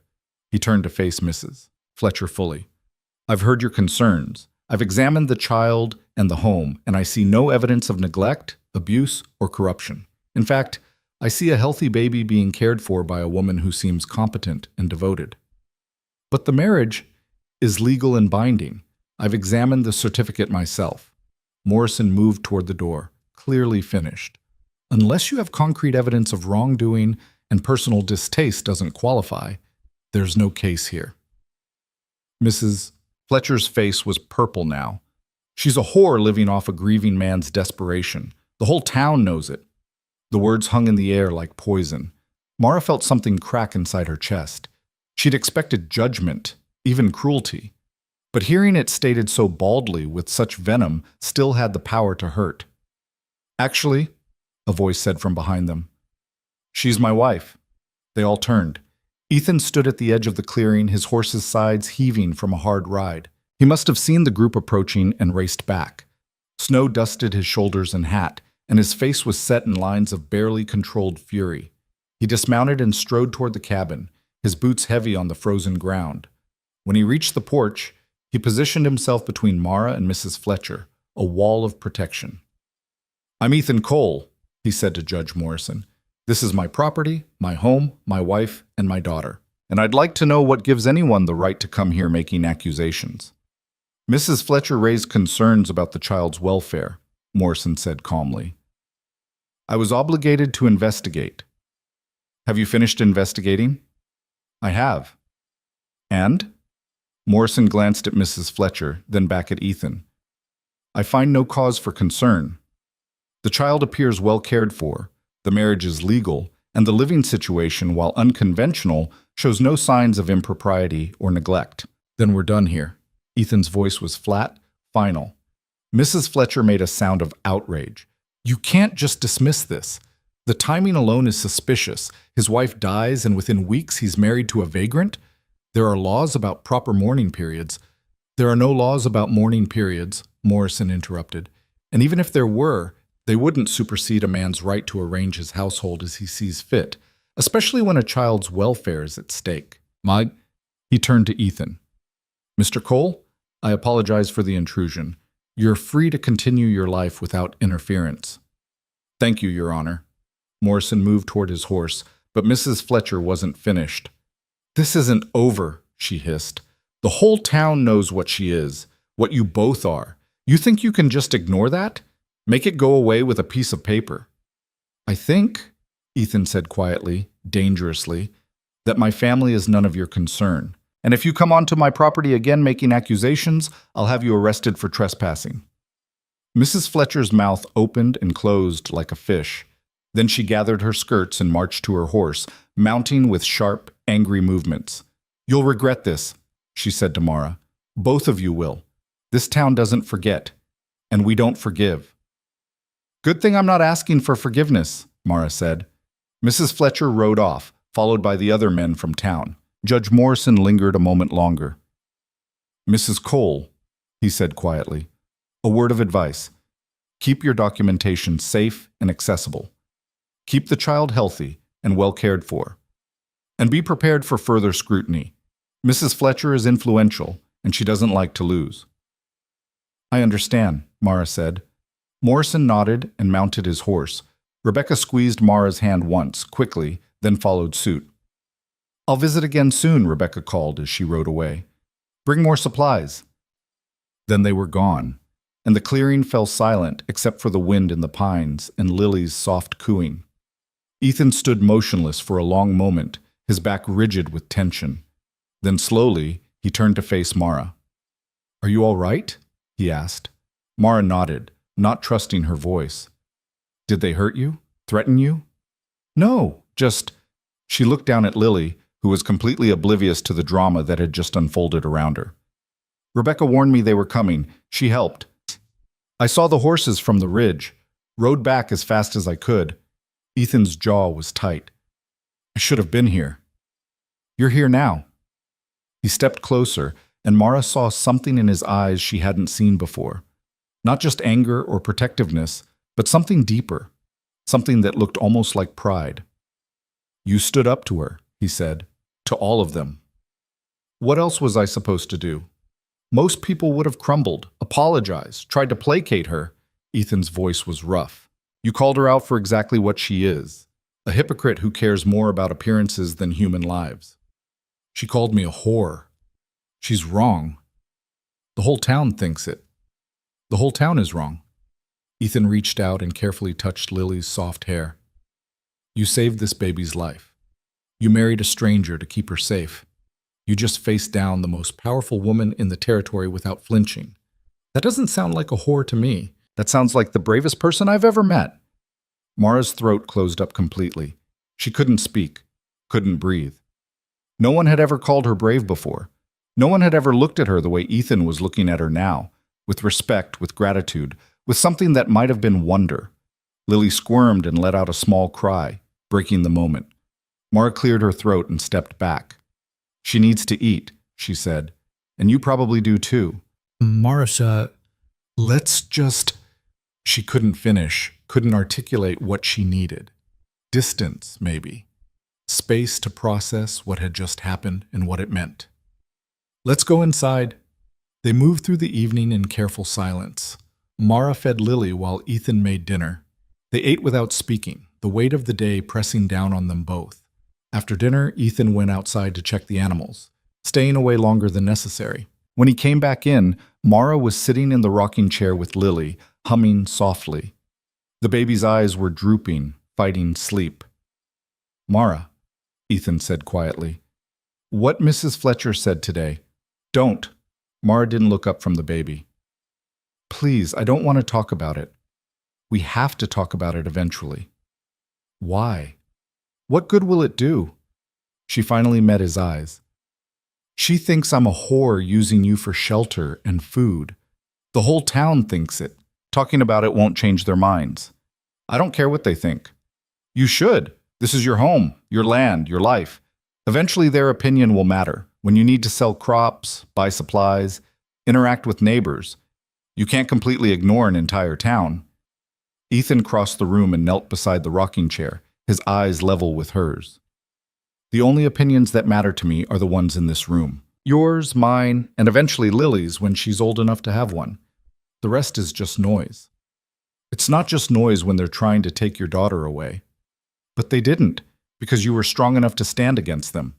He reached out hesitantly, then let his hand fall. I need you to understand something. When I asked you to help that first night, I thought it would be temporary. One night, maybe two, then I'd figure out something else. But watching you with Lily, seeing how you care for her, how you've made this cabin a home again. He stopped, struggling for words. You're not temporary anymore. You're essential. And I'll fight anyone who tries to take you away from us. The words settled over Mara like a blanket, warm and heavy. Essential. No one had ever called her essential before. Even if it costs you everything, she asked quietly, I've already lost everything once, my wife, my future, nearly my daughter. What's left to lose that matters more than this? Mara looked down at Lily, now fully asleep against her chest. The baby's tiny hand was curled in Mara's dress, holding on even in sleep. They won't stop, she said. Mrs. Fletcher, people like her. They'll keep watching, keep looking for any excuse. Then we won't give them one. Ethan stood and moved to the fireplace, staring into the flames. We'll be so thoroughly respectable they'll choke on it. We'll follow every rule, meet every expectation, give them nothing to criticize. That's not realistic. Maybe not, but we'll try. He turned back to face her. And if they come again, we'll face them together. Not you alone, not me alone. Together. The word echoed in the quiet cabin. Together. It implied partnership, unity, something Mara had never had in her entire life. All right, she said finally. Together. Over the next few weeks, they learned what together meant in practical terms. Ethan no longer disappeared to work the land from dawn until dusk. Instead, he stayed closer to the cabin, always within earshot in case Mara needed him. He taught her to shoot the rifle he kept above the door, insisting she needed to know how to protect herself and Lily if anyone came while he was away. Mara, in turn, learned the rhythms of the homestead. She learned which hens were broody and which were reliable layers. She learned how to tell when the horses needed new shoes and when they were just being temperamental. She learned to read the sky for weather changes and to trust her instincts when something felt wrong. And Lily continued to grow.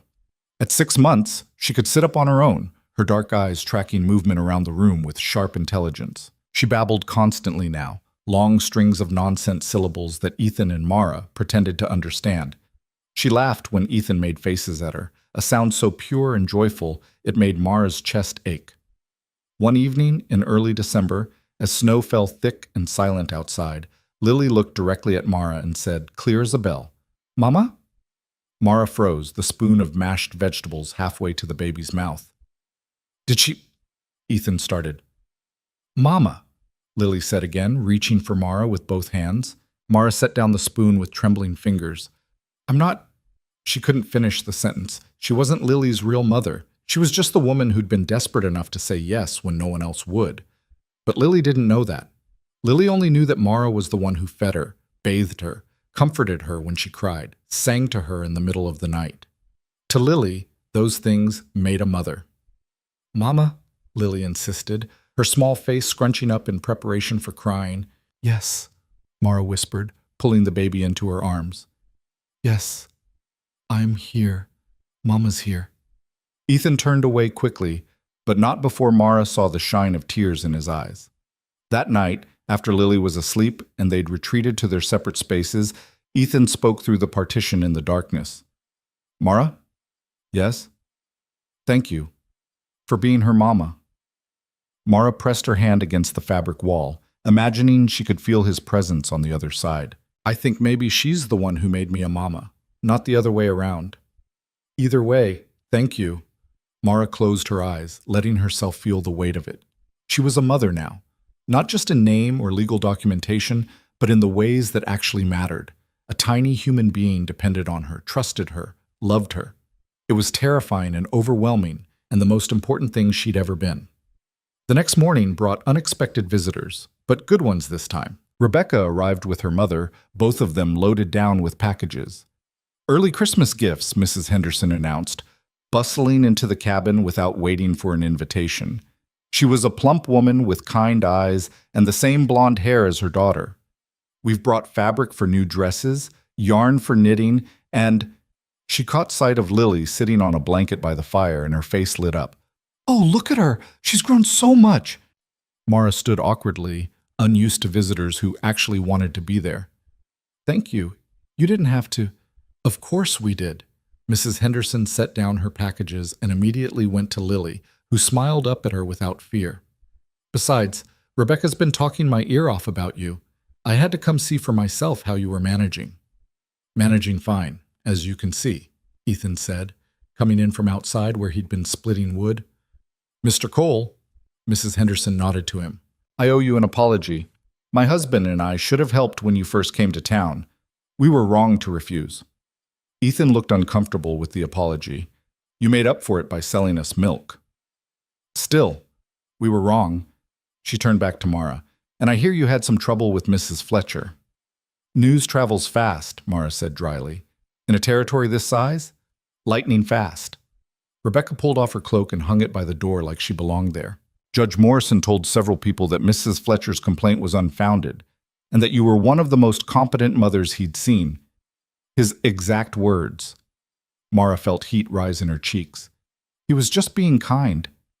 He was being honest. Mrs. Henderson was playing with Lily now, making the baby giggle.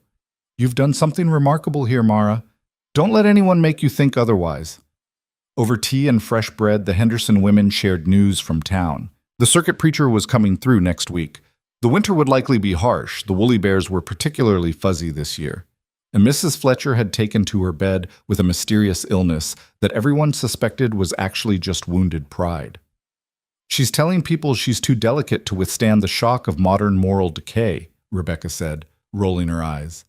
As if seeing a happy baby with devoted parents is somehow traumatic. Are people believing her? Ethan asked. Some, but not as many as she'd like. Mrs. Henderson accepted more tea from Mara. The truth is, most people in Ashford Bend are decent folks who understand that sometimes life doesn't follow neat little rules. You did what you had to do to save a baby. That's what matters. Not to everyone, Mara said quietly. No, not to everyone. Mrs. Henderson's expression grew serious.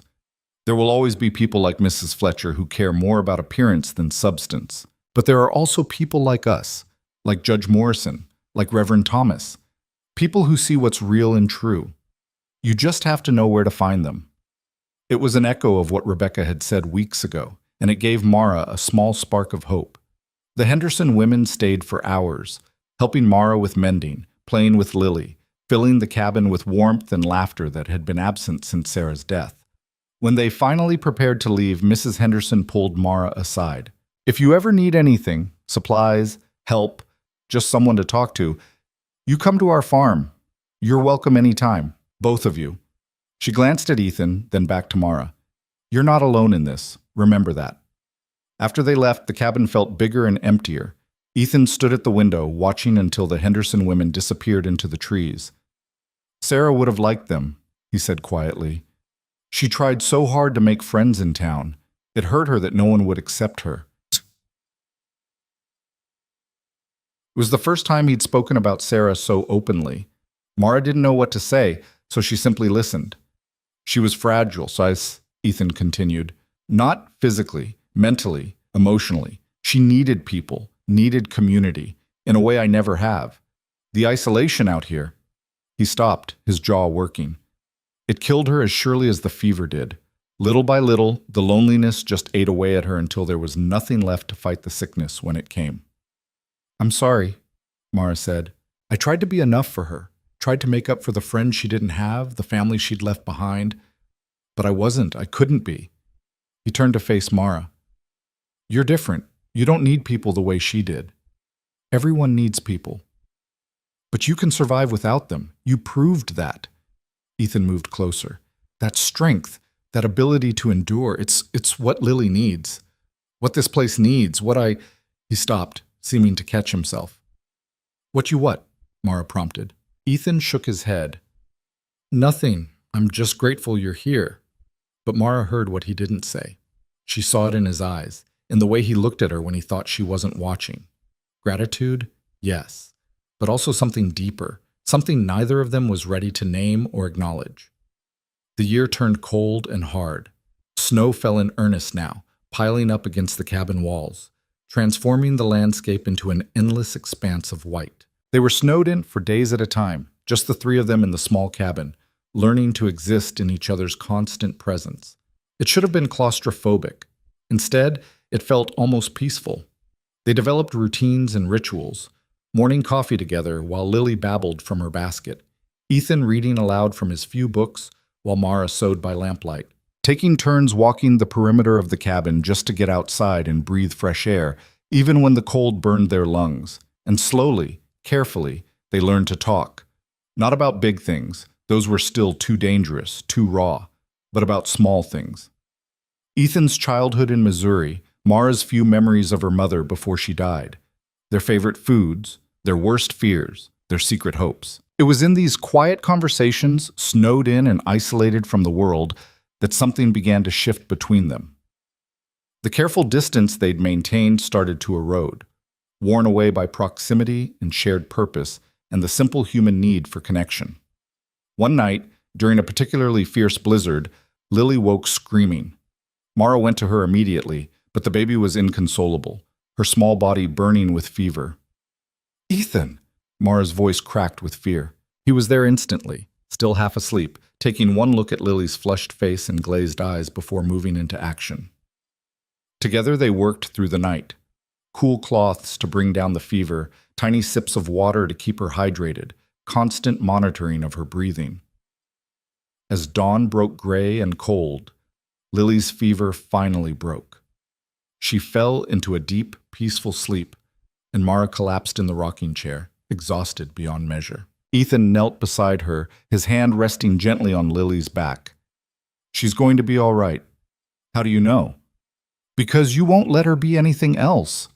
Mara looked at him, this man who'd stumbled into her life desperate and broken, who'd asked the impossible and somehow made it possible. His face was haggard with lack of sleep, his hair standing in all directions, his eyes red-rimmed. He looked terrible. He looked beautiful. The thought shocked her. She pushed it away immediately, but it lingered at the edges of her mind, refusing to be completely dismissed. "You should sleep," she said. "So should you." "I will. After you." Ethan smiled faintly. "Stubborn. Takes one to know one." He stood slowly, his hand briefly touching her shoulder. "Wake me if anything changes." "I will." But nothing changed. Lily slept peacefully through the day, and when she woke that evening, her fever was gone and her eyes were bright and clear. She smiled at Mara and said, "Mama," like nothing had ever been wrong, and Mara held her close and tried not to think about how easily everything could have been lost.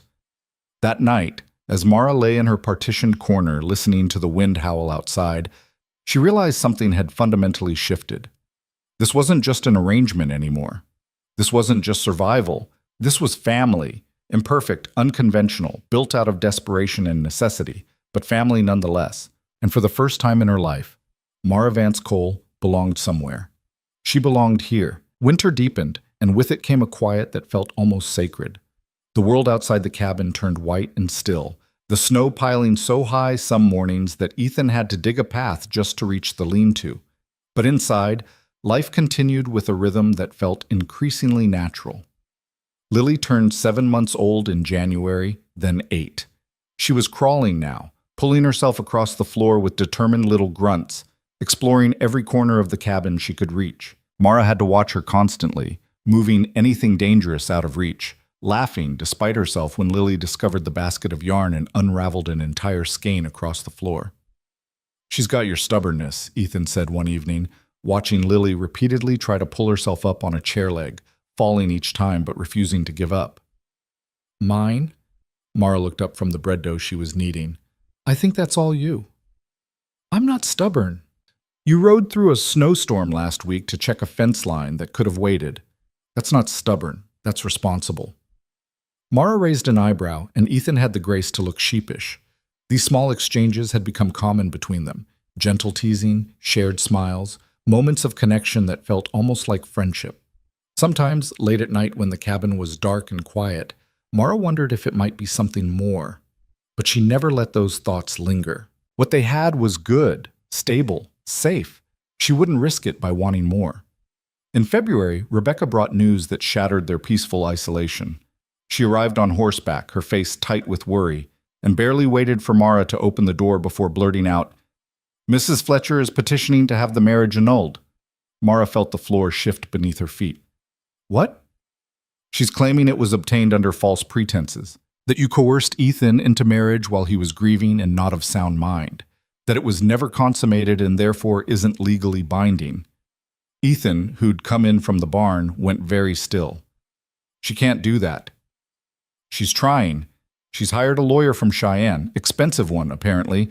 Rebecca stripped off her gloves, her hands shaking slightly. "They're building a case. collecting testimonies from people in town about your character, about the circumstances of the marriage. What people?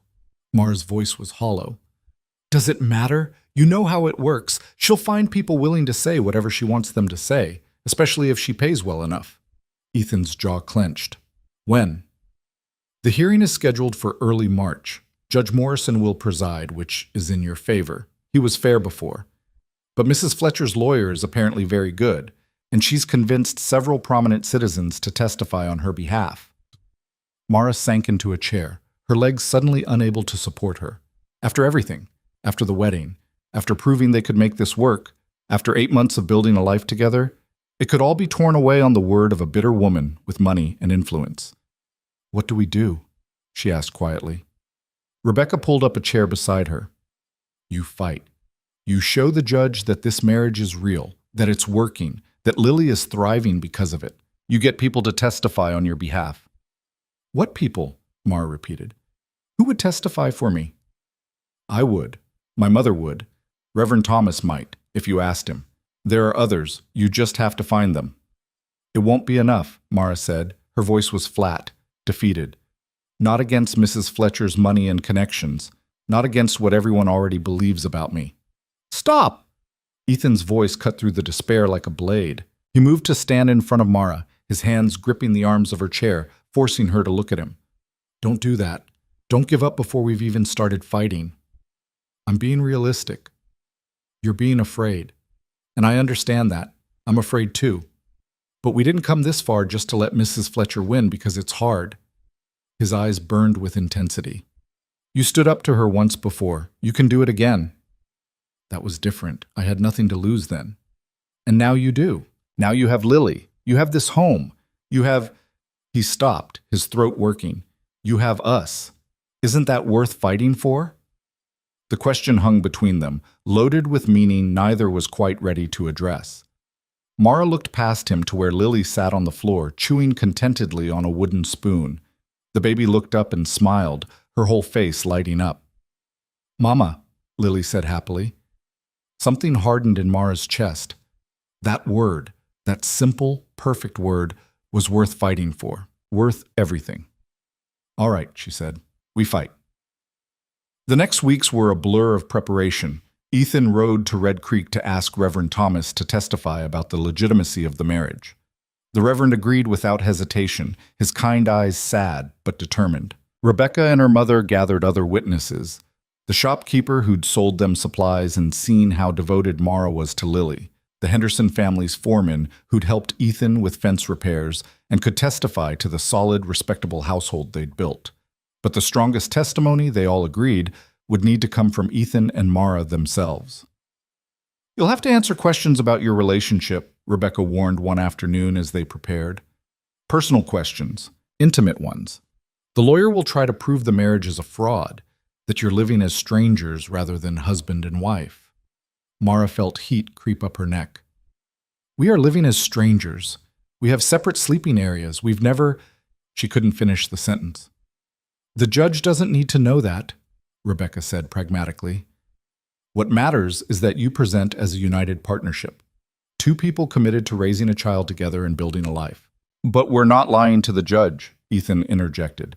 We'll tell the truth, that this started as a practical arrangement but became something real, something that works. Has it? Rebecca asked quietly. Become something real? Mara and Ethan looked at each other. The question demanded honesty they'd both been avoiding for months. Yes, Ethan said finally. It has. Mara nodded slowly, her heart pounding. Yes, Rebecca smiled. Then that's what you tell the judge. The hearing was held on a cold March morning in Ashford Bend's small courthouse, a drafty building that served as both municipal office and occasional courtroom. Mara dressed carefully in her best dress, still one of Sarah's, altered to fit her larger frame, and braided her hair neatly. Ethan wore his only suit, brushed clean of dust. They left Lily with Mrs. Henderson, both of them struggling with the separation, but knowing it was necessary. The courtroom was fuller than Mara expected. Mrs. Fletcher sat at the front with her expensive lawyer, a sharp-eyed man in an Eastern suit. Behind her sat several of Ashford Ben's most prominent citizens, their faces set in expressions of righteous disapproval. But on the other side of the room, Mara saw Rebecca and her mother, Reverend Thomas, the shopkeeper, and a few other faces she recognized from their quiet support over the winter. Judge Morrison entered, and everyone rose. He looked older than Mara remembered, more tired, but his eyes were still sharp and assessing. "Let's begin," he said. Mrs. Fletcher's lawyer, Mr. Pemberton, started with his case. He painted a picture of desperate manipulation, a dying man, crazed with grief, coerced into marriage by a calculating vagrant who saw an opportunity to escape her miserable existence. He called witnesses who testified to Mara's former destitution, her complete unsuitability as a wife and mother. He suggested the marriage had been obtained through fraud and that it served no purpose except to give Mara shelter and food at Ethan's expense. Mara sat through it all, her hands clenched in her lap, forcing herself to remain expressionless even as the words cut deep. Then it was their turn. Rebecca testified first, describing the transformation she'd witnessed in both Lily and the homestead. "That baby was dying," she said firmly. "Everyone knows it, and Mara saved her life, not through luck or accident, but through dedication and love. I visited that cabin monthly since October. I've seen how clean it is, how happy the baby is, how hard both Ethan and Mara worked to provide for her. Whatever their arrangement started as, it's become a real family." Mrs. Henderson corroborated Rebecca's testimony, adding details about the supplies she'd provided and how carefully Mara used every resource. "She's not wasteful or greedy," Mrs. Henderson said. "She's practical and devoted, exactly the kind of mother any child would be blessed to have." Reverend Thomas spoke about the marriage ceremony, confirming it had been conducted properly and legally, with both parties appearing to consent freely and understand the commitment they were making. Then Mr. Pemberton called Ethan to the stand. "Mr. Cole," Pemberton began, his voice smooth as oil, "isn't it true that you married Mrs. Mrs. Cole, out of desperation rather than genuine affection?" "I married her because my daughter needed a mother, and she was the only person willing to help," Ethan said steadily. "So you admit this was a transaction, a business arrangement?" "I admit it started that way. It became something else." "How convenient." Pemberton's smile was sharp. "And can you explain to the court why? If this is a genuine marriage, you and your wife maintain separate sleeping quarters." A murmur went through the courtroom. Ethan's jaw tightened, but he held Pemberton's gaze. "Because when we married, we agreed it would be a partnership focused on raising Lily. Physical intimacy wasn't part of the agreement." "So you're admitting the marriage has never been consummated?" "I'm admitting we chose to build our relationship slowly, with respect and care, rather than rushing into intimacy we weren't ready for." "Mr. Cole, that's a very diplomatic answer, but the law is clear. A marriage that has never been consummated can be annulled. You've just admitted—" "I admitted nothing of the sort," Ethan interrupted. "You're twisting my words." "Am I? Then let me ask directly. Have you and Mrs. Cole engaged in marital relations?" The silence in the courtroom was absolute. Mara felt her face burning, knowing everyone's eyes were on her and Ethan. Ethan held Pemberton's gaze without flinching. "Our private life is our business. But I'll tell you this. Mara is my wife in every way that matters. She's my partner, my daughter's mother, and the foundation of our home. Whether or not we share a bed is irrelevant to the legitimacy of our marriage or our commitment to each other." "The law might disagree," Pemberton said smoothly. "Then the law is wrong," Ethan shot back. "Because I've watched Mara walk through fire for my daughter. I've seen her stand up to prejudice and cruelty without backing down. I've seen her transform a broken household into a real home. If that doesn't make a marriage real, I don't know what does." Judge Morrison held up his hand. "Mr. Pemberton, I think we've established your point. Let's move on." But Pemberton wasn't finished. "One more question, Mr. Cole. If this marriage were annulled today, what would you do?" Ethan didn't hesitate. "I'd marry her again tomorrow." The certainty in his voice sent a shock through Mara's entire body. She stared at him, and he looked back at her with an expression that made her chest tighten. "No further questions," Pemberton said, looking less satisfied than he'd probably hoped. Then it was Mara's turn. She walked to the witness chair on trembling legs, her hands sweating despite the cold. She'd faced down Mrs. Fletcher before, but this felt different. This felt final. Pemberton circled her like a predator. Mrs. Cole, let's be honest with the court. Before meeting Ethan Cole, you were destitute, correct? Yes. Homeless? Yes. Surviving on table scraps and charity? Yes. Mara kept her voice steady. And now you live in a comfortable cabin, eat regular meals, wear decent clothes.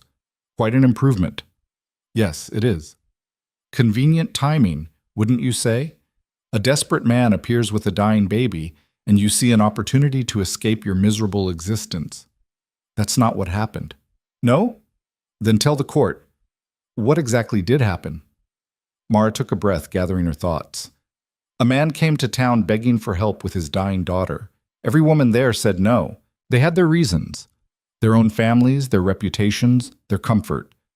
I didn't have any of those things. I had nothing. So when he asked me to help, I said yes. Out of the goodness of your heart? Pemberton's voice dripped skepticism. Out of basic human decency. That baby was dying. Whether I was the right person to help didn't matter. I was the only person willing to try. And the marriage, that was also just basic human decency? The marriage was protection. For Lily, for Ethan, and yes, for me. People like Mrs. Fletcher, Mara looked directly at the woman, who sat rigid with fury, were trying to take Lily away because they didn't approve of our living arrangement. Marriage made it legal, made it respectable, made it harder for small-minded people to destroy what we were building. Small-minded, Pemberton pounced. You're calling the concerned citizens of this community small-minded? I'm calling hypocrites hypocrites, Mara said, her voice rising. These same people who are so concerned about Lily's welfare now are the ones who refused to help her when she was dying. They didn't care about her then. They only care now because they don't like seeing someone like me, someone they considered worthless, actually succeeding at something. The courtroom erupted in angry murmurs. Judge Morrison banged his gavel. Order! Pemberton looked pleased, as if Mara had played right into his hands. So you admit you harbor resentment toward this community? I admit I harbor resentment toward people who value propriety over human life. Yes. And yet you expect this court to validate a marriage that, by your own admission, was entered into purely for legal protection rather than love. I never said there was no love. The words came out before Mara could stop them. Pemberton's eyebrows rose. Oh? Please, enlighten the court. Mara's heart pounded. She could feel Ethan's eyes on her, could feel everyone watching, waiting. She thought about Lily's first smile, her first word, the way she reached for Mara in the middle of the night. She thought about Ethan teaching her to shoot, sitting with her through long winter evenings, telling her she was brave when she felt like crumbling. I love that baby, she said quietly. I love her with everything I am. And I love the life we've built, the three of us. Is that the same as romantic love? Maybe not, but it's real. It's deep. It's the kind of love that makes you walk 5 miles barefoot so a dying child can reach safety. The kind that makes you stand up to an entire town's judgment because you won't let them destroy your family. If that's not enough to make a marriage valid, then I don't know what is. Silence fell over the courtroom.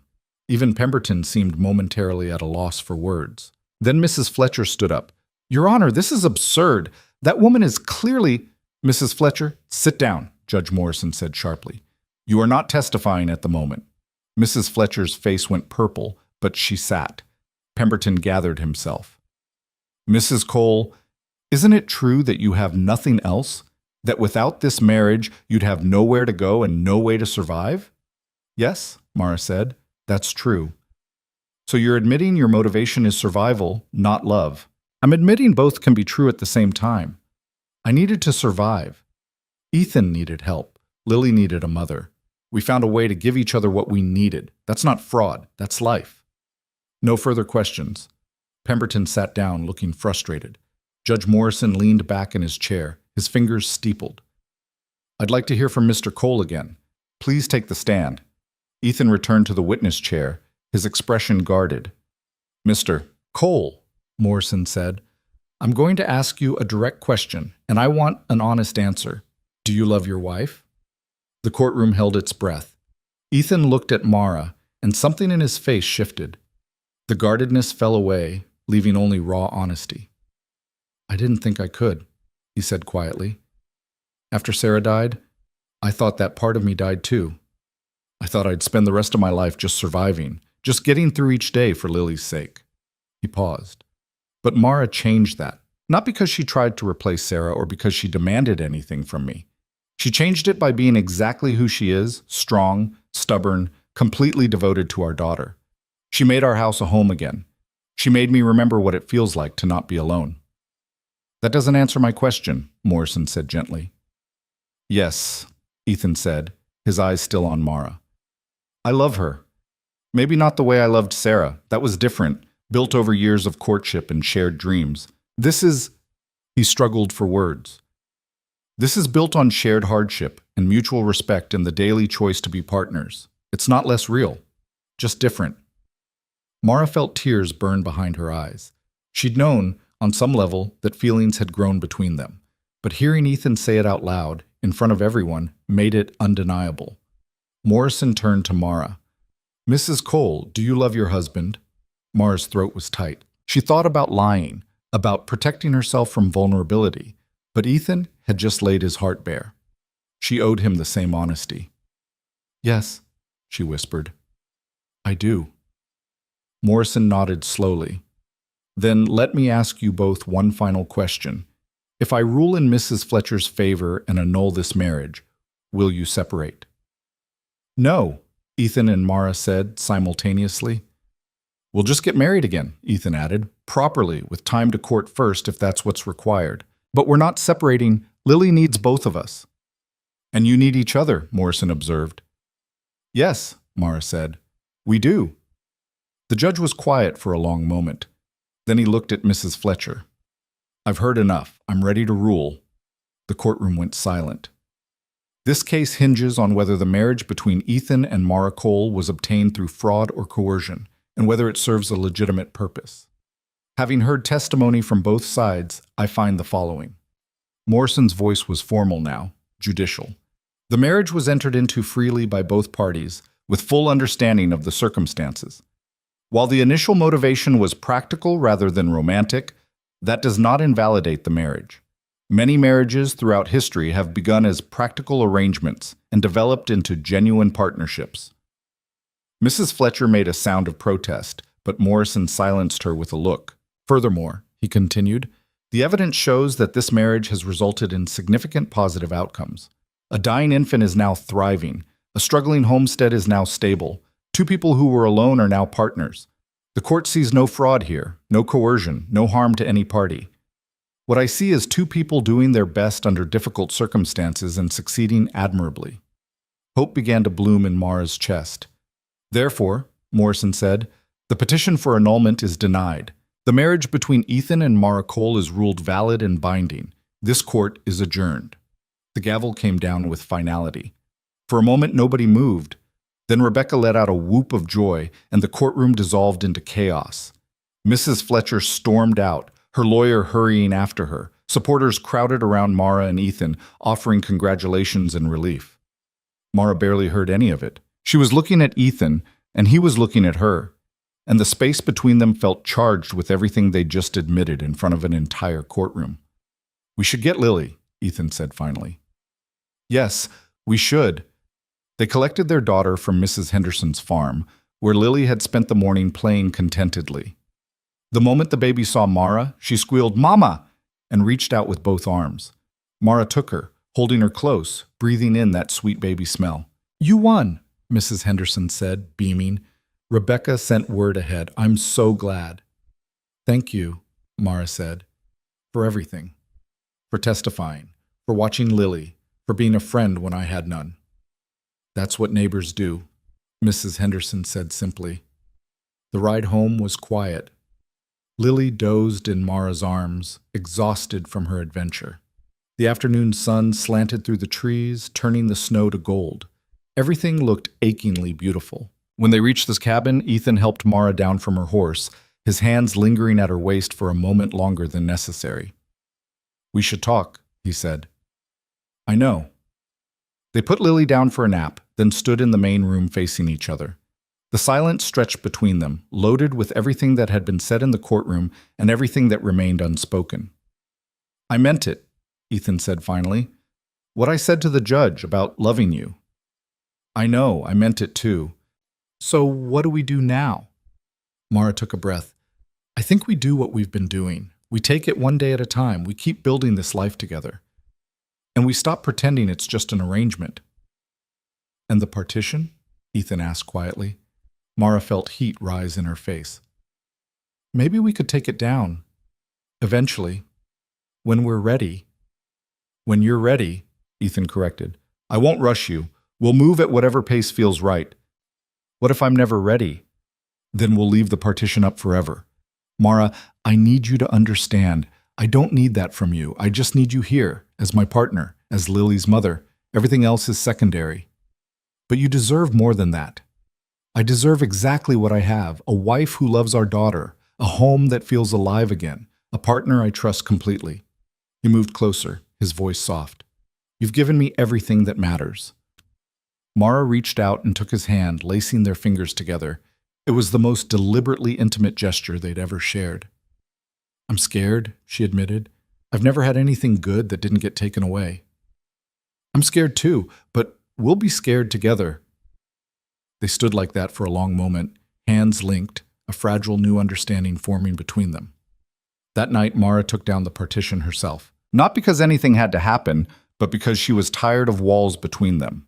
She moved her pallet to the opposite side of the room from Ethan's, maintaining physical distance but removing the barrier of fabric and pretense.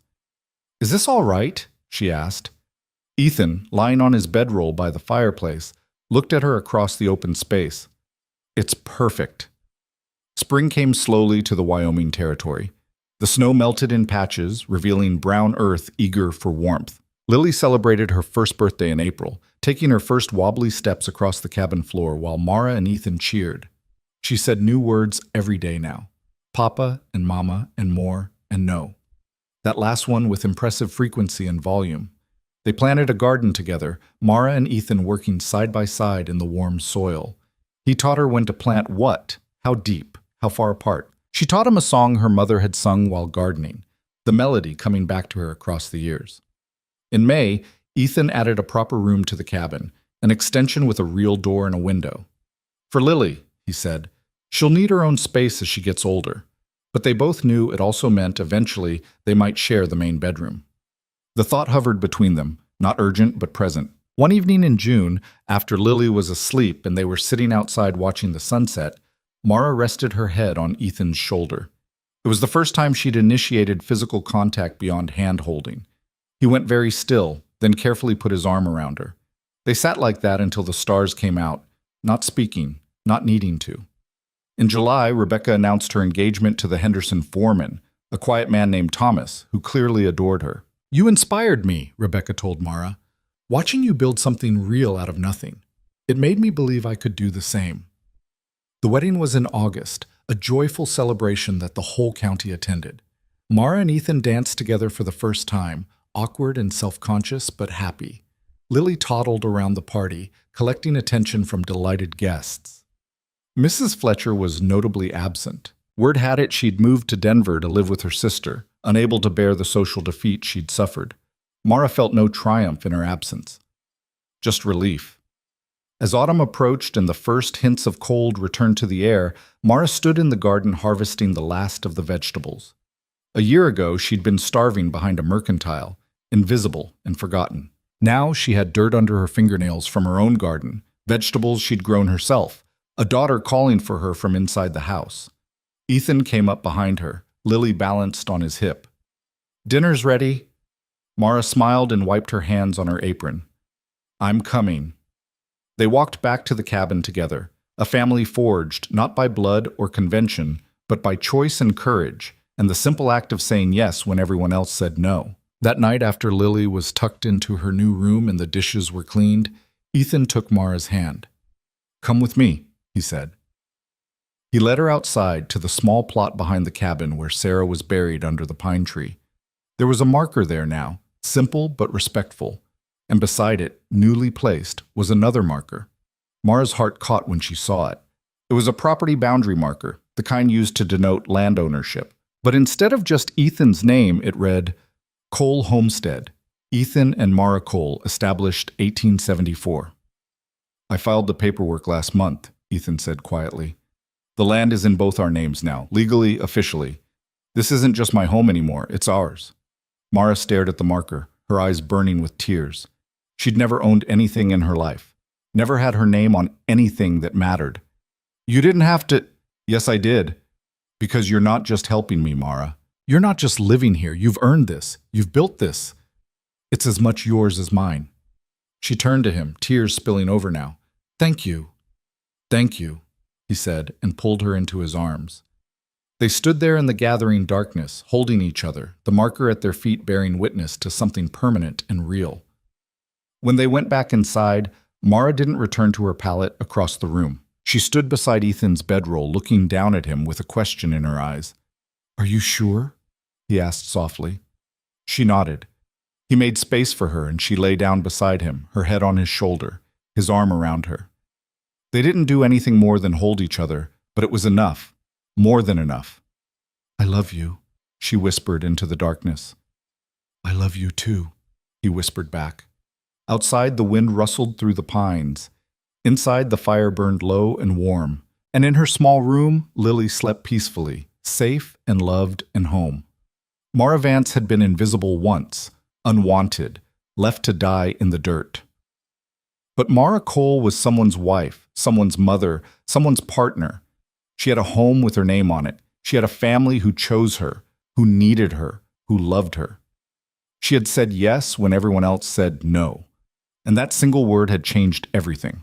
Had changed everything, had changed everything, had changed everything, had changed everything, had changed everything, had changed everything, had changed everything, had changed everything.